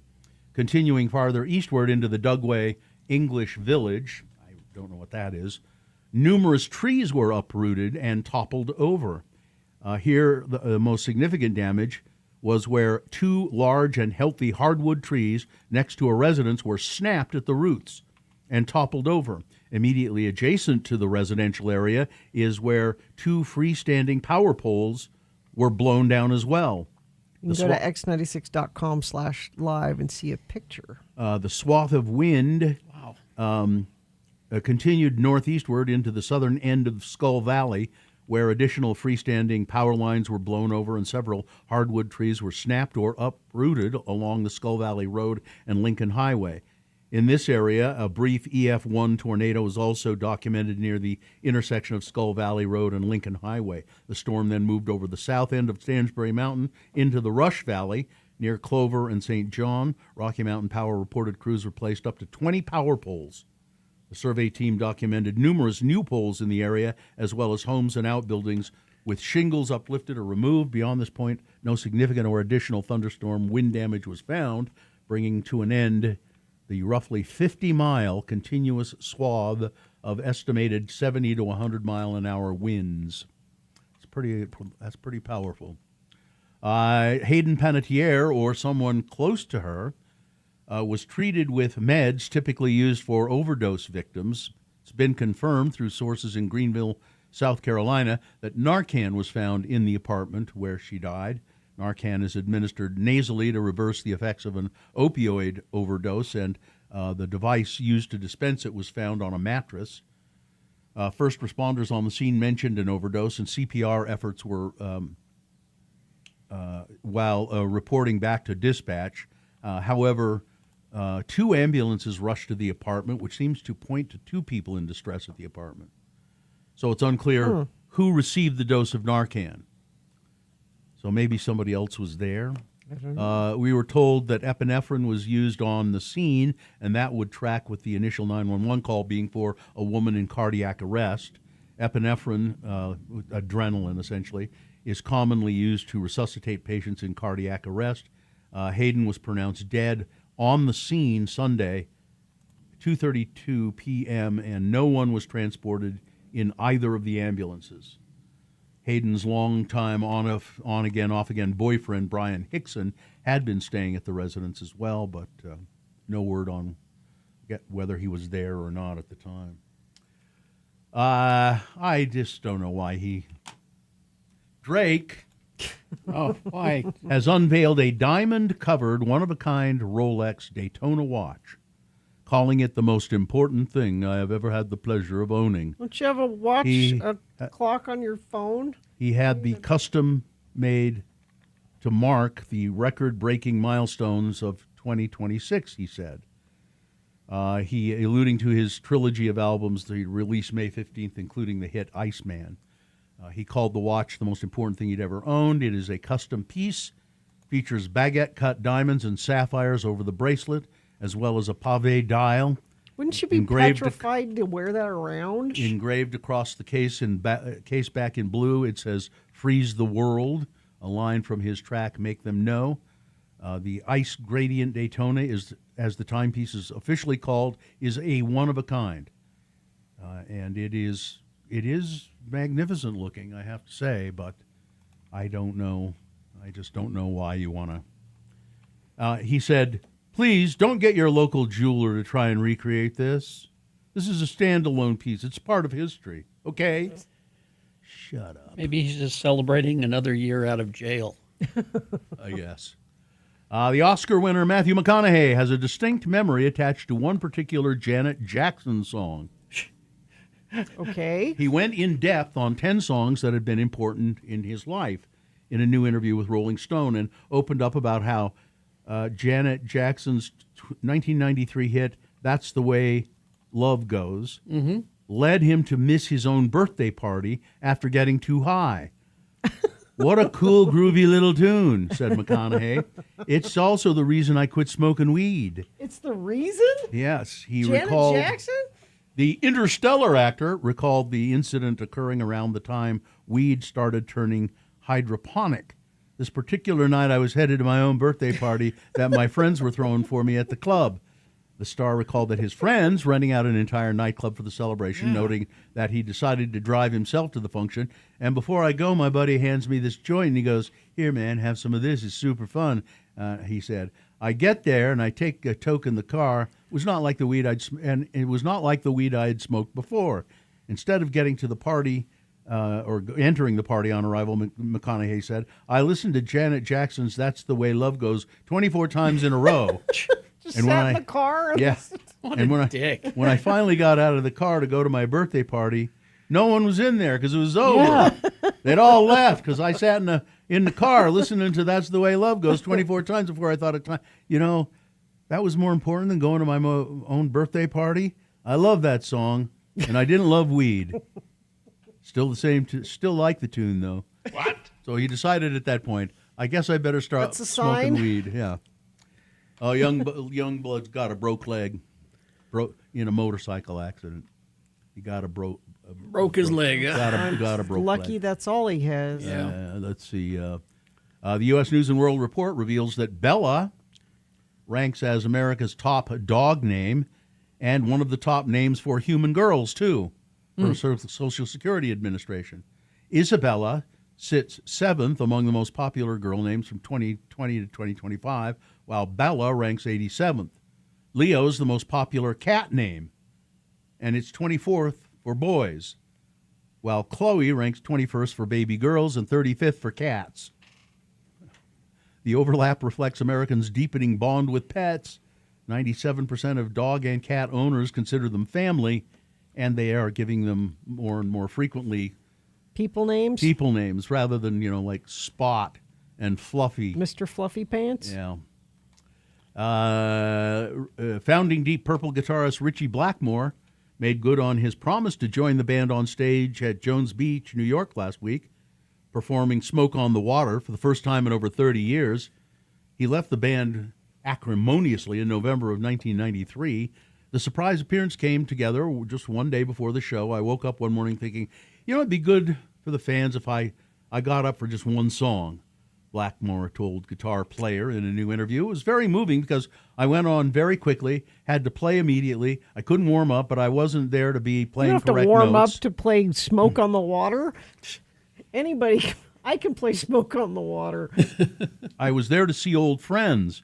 I hadn't seen them in 40 years, and we're all getting older, and I think we realized, this might be the last time we see each other ever, maybe. He suffered a heart attack last year and has primarily played acoustic guitar in recent years and not played out much. Let's see if there's any. Oh, one more here. Harlan County, Kentucky. A Kentucky woman She's got herself some KFC. She's eating some Kentucky Fried Chicken.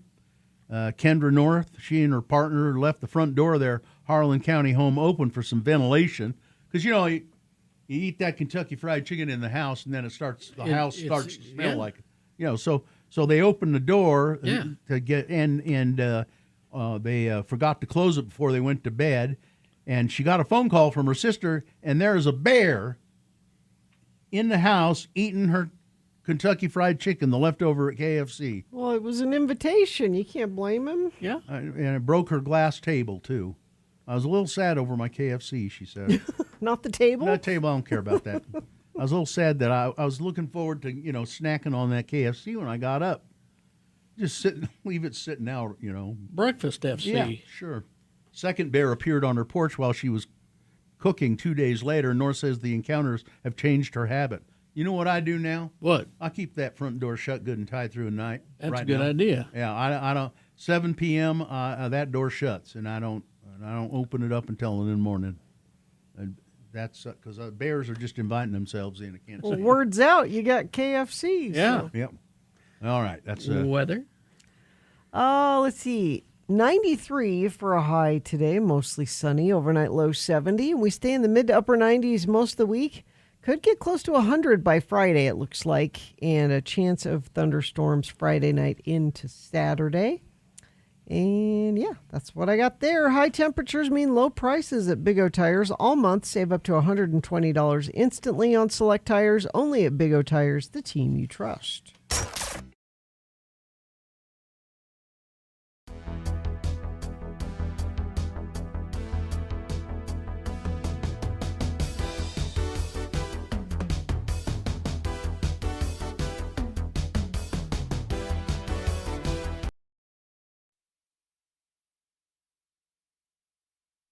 So when is Seymour coming? Well, he said he'd be here now. He says he's got some real good stuff for us, stuff that's going to make us some dough. None of his ideas have panned out so far. You said hiring a personal manager to get us some outside projects would be a good thing. I know. You said that we'd start making some extra money. I know. Nothing so far, partner. Nil. Nothing. We haven't seen a dime. Well, Seymour says we're too picky. Says we have to bend a little bit. That's got to be him. Come on in, Seymour. Hey, that's pretty good. How did you know it was me? Well, you said you'd be here at this time, and no one else ever visits us. Yeah, and I could smell your Aqua Velva through the door. Ah, powerful, ain't it? I love Aqua Velva. So, Seymour, what kind of stuff have you got for us? Well, first off, let me tell you, everybody wants a piece of your asses. Radio from Hell is hot right now. Hot! It's positively volcanic.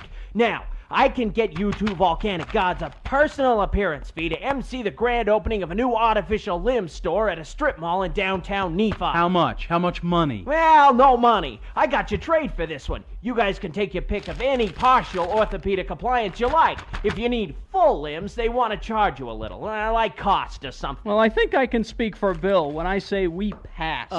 Carrie, could we just put this one on hold?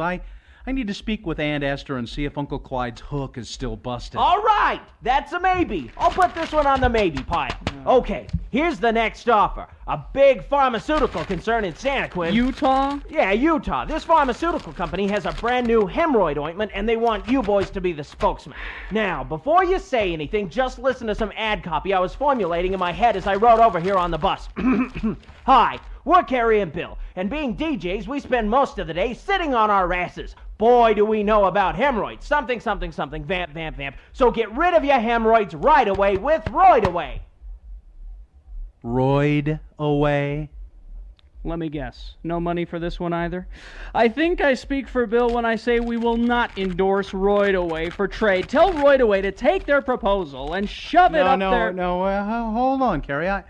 I've been kind of inflamed lately. It's on the maybe pile. Here's the next deal. The Mighty Morphin Hell Rangers. You two can morph from yourselves into these guys wearing tight leather outfits and football helmets. Absolutely not. Look at Bill's gut. Do we want our fans to see that gut in tight leather? I think I speak for Bill when I say... Wait, Carrie. Hey, Seymour, is it pink leather? I just love pink leather. On the maybe pile. Finally this. You guys know them little Looney Tune Kids cartoons, Teeny Toons or whatever? Yeah. Very popular. Little Bobby? Huge. Muppet Babies? The biggest. Well, picture this. Carrie and Bill cartoons with the two of you as little baby DJs getting into all kinds of radio adventures at a grown-ups radio station. It's called hell babies. What do you say? I want to turn this down, but before I do, let me ask Bill. What do you think? Seymour, would only my cartoon wear a diaper, or could I get to really wear a diaper sometimes? On the maybe pile. Maybe pile. Yeah, yeah. maybe. Yeah.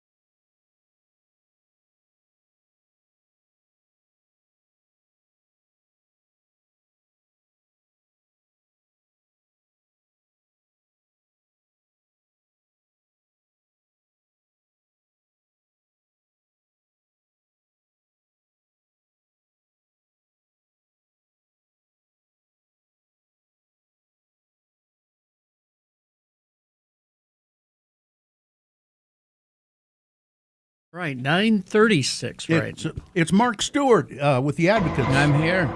He's here in the studio with us. Before we get to talk what we were going to talk about, I don't want to be offensive or anything, but personal injury attorneys. Yeah, they used to not have the greatest reputation in the world. True, we were called ambulance chasers. Ambulance chasers. Mm-hmm.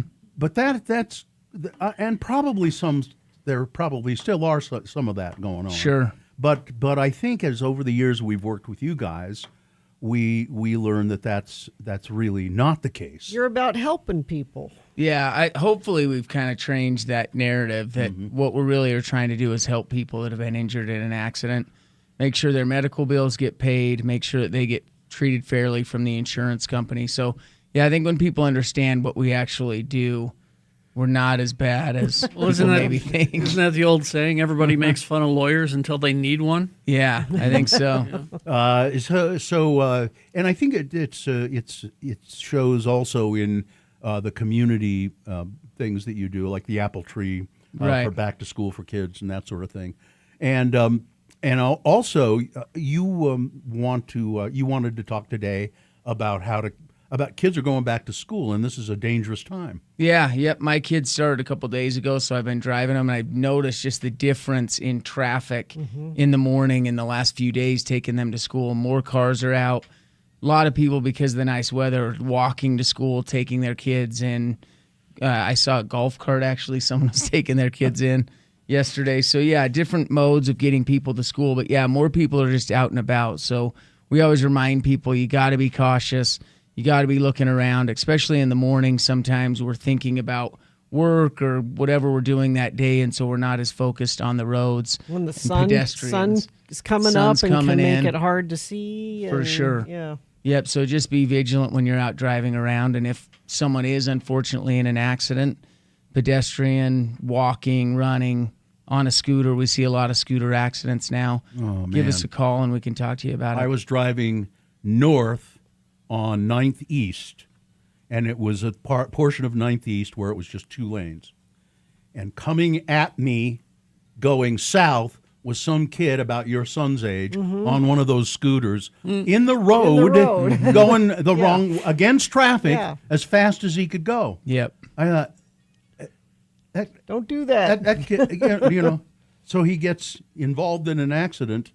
And it would not be pretty. And no, it doesn't usually end well for the person on the scooter when they get hit by a car. And we see so much of that now because these electric bicycles, scooters are so popular, and they're getting less expensive. So as they get less and less expensive, more and more people have them, and more people are out on the road. And unfortunately, kids don't understand the rules of the road, and so they don't know they're supposed to stop or yield so we're definitely seeing more of those accidents. And so that kid going against traffic, if he'd been hurt, that would have been you would not have been able to help him.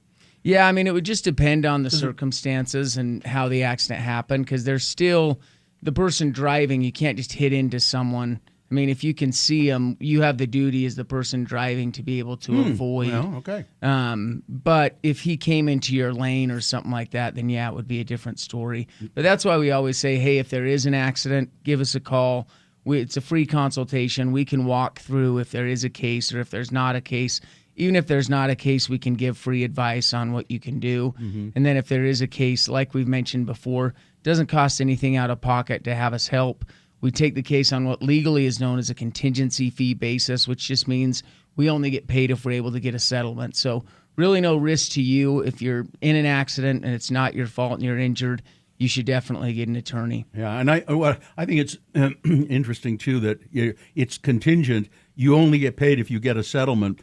You're going to work damn hard to make sure. Yeah, that's what we always tell people. People always say, well, is this the best you think we can do? And I always say, hey, I want to get just as much money as you do because it means our fee is larger. Yeah. So people do that's ask, always our goal. They do ask that, don't they? They For say, sure. Can we get more than this? Or, Yep. 801-355-5550. That's the number to call the advocates. Mark Stewart is sometimes on that line. I am. You guys all take turns and. Yeah, we rotate it around, especially those night calls, those 2 a.m. 24 hours a day, 7 days a week. 24 hours. Somebody's got to be there. Yep. And or UtahAdvocates.com. Yeah, you can chat online, and that's a live chat too, isn't it? It is. It's not a bot. No, it's a live chat. Yeah. So if you've been hurt in an accident, this is what you need to do. Watch out, though. Don't get in an accident. Try and avoid an accident. We always say, that's why we started with, hey, try and avoid it. But if you do, I mean, accidents happen. And the nice thing is, like we've said, hey, a lot of people are nervous thinking, hey, I don't want to sue that person. I know it was an accident. And that's not our goal. Our goal is to go after their insurance. That's why we all have insurance. That's why we pay monthly premiums, is for when we get in an accident so that someone's bills and they can get compensation for pain and suffering. So we're going after their insurance. And the insurance company is going to try and hold back as much as they can. They are, and that's why you need the representation. Yeah. 801-355-5550. It's the Advocates. Mark Stewart, thanks. Thank you. Thank you very much. All right, so we will take a break, play a song, and crawl towards the exits. Coming up after the standby. BigOTires.com. Oh, Big O Tires is the team you trust. Right now, Big O is having a sale. This is going on, I think, right to the end of August. You can save up to $120 instantly on select Nitto, Nexen, or Sumitomo tires, and get a $100 mail-in rebate on purchases of $599 or more, like if you're buying a set of tires. Use your Big O credit card, and you'll get a $100 mail-in rebate. If you have a big expense like that, putting it on the Big O credit card is a good way to do that. And Big O Tires, experts in total auto care. Their team of experts can help you with tires and wheels, obviously, brakes, alignments, batteries, oil, lube, all of that stuff. Off-road accessories, too. And ask about their healthy car special packed with essential checkups to keep your car road ready all year long. You can make an appointment online. You just go to BigOTires.com. Make your appointment there. Big O Tires, the team you trust. At X96, we... My door. Yesterday, somebody knocked on my door, and I go to the door, and there's a guy standing not on the porch. I mean, he came up on the porch and knocked on the door, but then he went down the stairs and was standing down at the bottom of the stairs of the porch, so not right at the door. And I said, yeah, and he was, I can't remember what his hat said. He had a hat on that said something like just a baseball cap, but had some, I don't know, and he had kind of dreadlocks. And I said, yeah, what can I do for you? And he said, well, I'm here to check and see if you're eligible for solar power.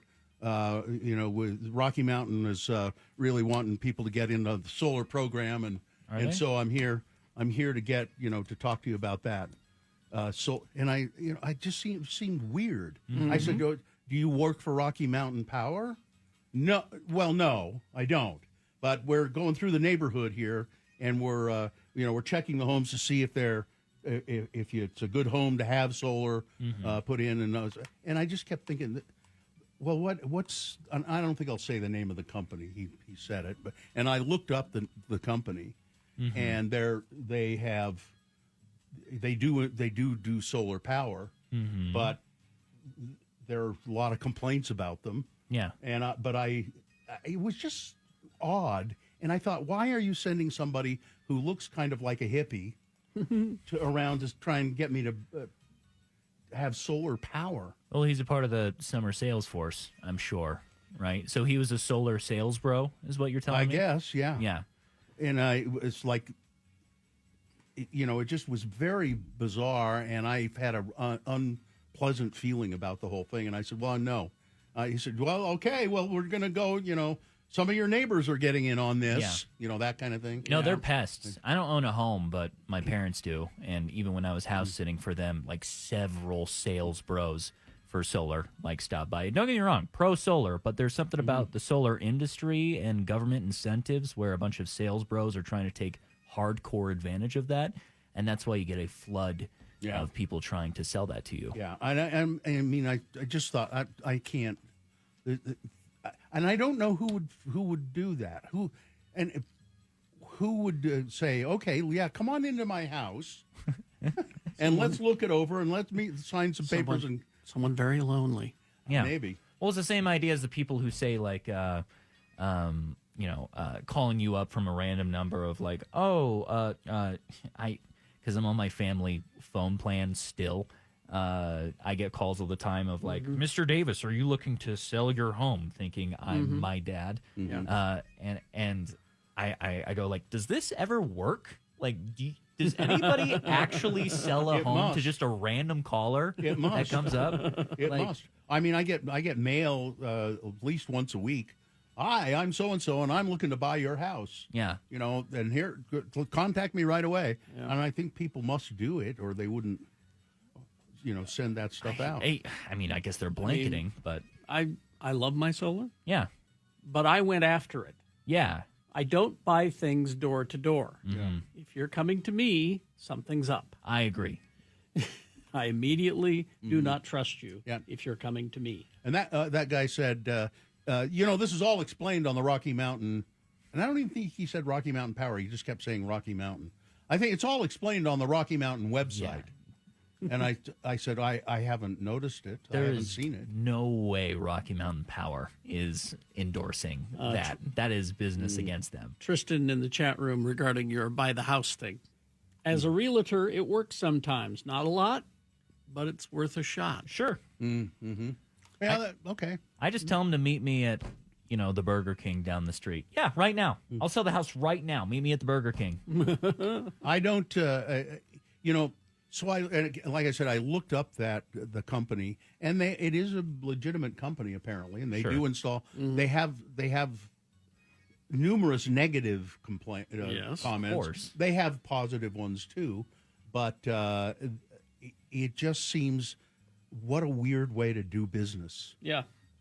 Go to sending people around door to door. I will not buy anything door to door. You could have the greatest thing in the world, and it could be wonderfully affordable. I still won't buy it from you. I bought have no shame. I bought something door to door. Oh, it's probably over 10 years ago now, and it was a woman who came to the door and she said, "Hi, I'm going around. I'm selling this cleaner. This is the most." And she had a bottle in her hand. This is the most remarkable cleaner that you will just amazing. And she had a really pretty good pitch, And I said, "Well, how much is it?" I think she said $20 or something. And I said, okay. And I bought it. Mm-hmm. And it was just so. It was just like, meh.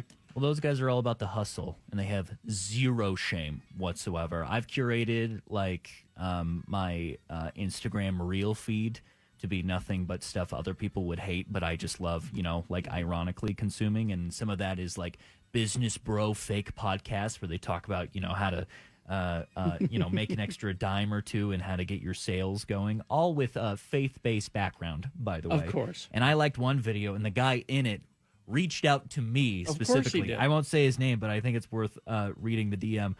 Do you want to sell pest control door to door? Average guy will make 30 to 40K in 3 months. Would you be interested in some more info? And I responded with, I got sprayed with some pesticides as a kid, and it gave me nerve damage in my tongue and persistent nightmares involving being hunted by apparitions. Sometimes I have to yelp out loud when I blink because I see the nightmare for a sec. Would that be a problem? And he said, no, you're perfect. Of course you're perfect. Yeah. Oh. No shame. Well, none of these guys have any shame. Yeah, I used to get the guys coming around saying, "Hey, would you like to buy some magazine subscriptions? We're doing this to raise money so we can send kids to camp." Yeah, or something like that. Here's a texter. Kirby Vacuum came to my house yesterday. You're kidding? Yes, they still do it. The Kirby Vacuum Company. That's amazing. Vacuum cleaner, door-to-door sales. I had no idea. I didn't think they still did that. They come in and throw a handful of dirt down on your carpet and then vacuum it up. There you go. Look at that. Isn't that great?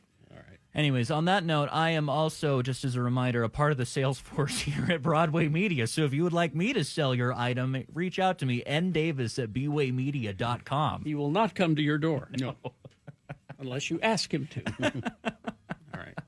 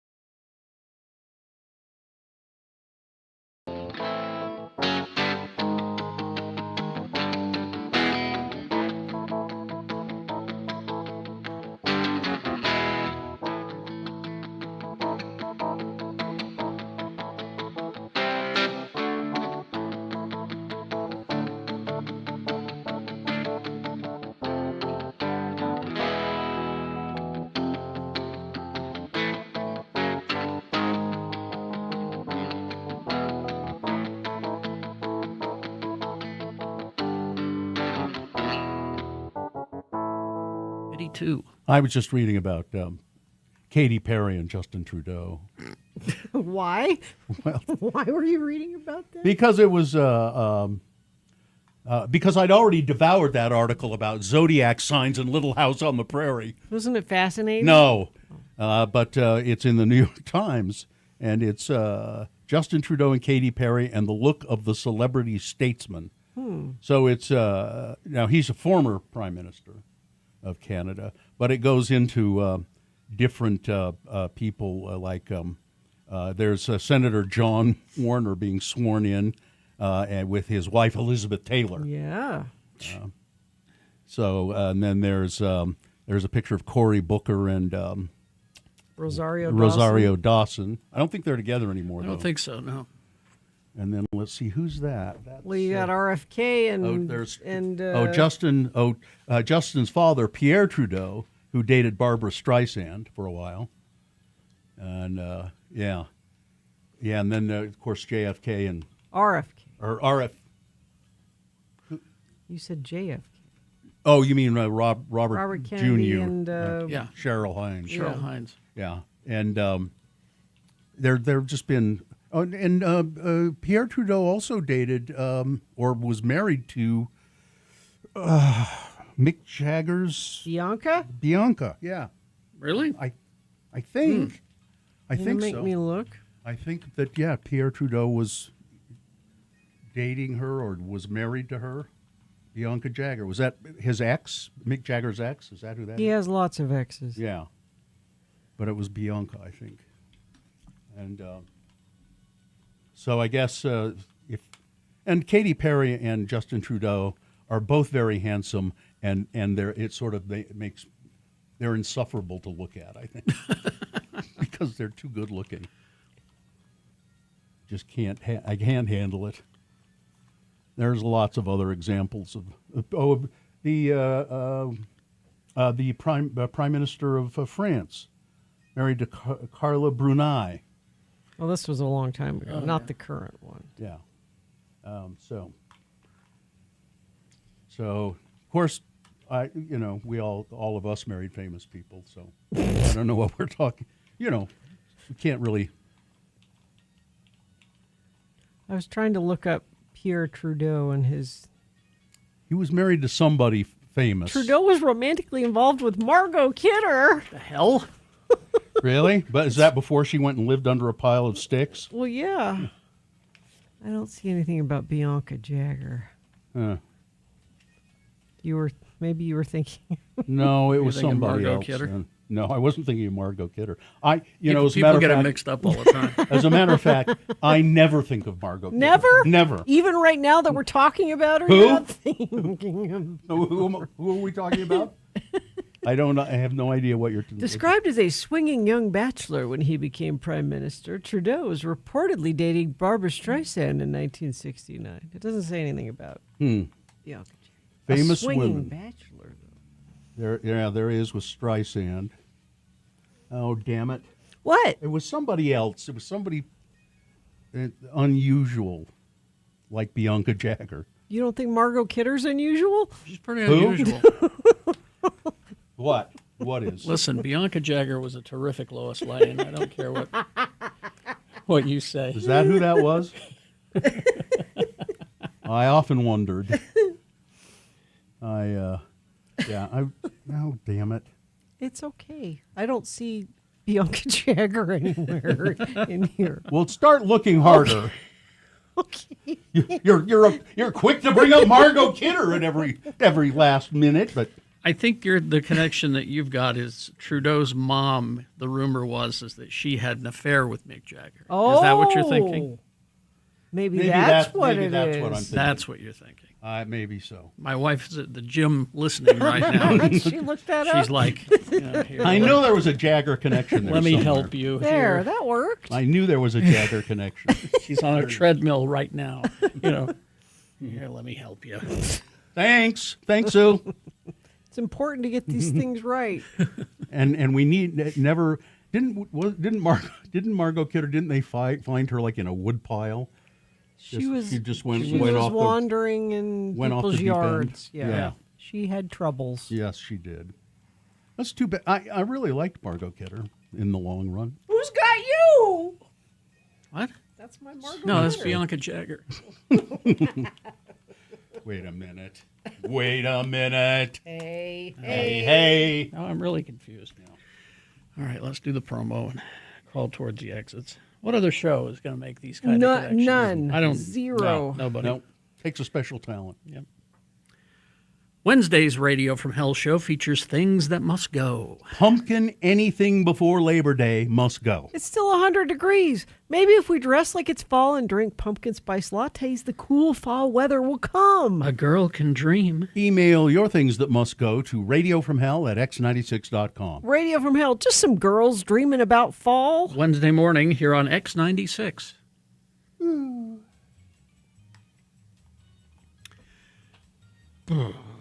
That it? Well, we got a few minutes. Let's. We can't call it. You want to call it? Time of death. We got to time it up to this. Um, no, wait, we can. Okay. Okay. We'll do it. All right. Fine job as always, Katie. Live long and prosper, bitches. Don't you know who I am? You don't have to warm up for Smoke on the Water. Nick is next.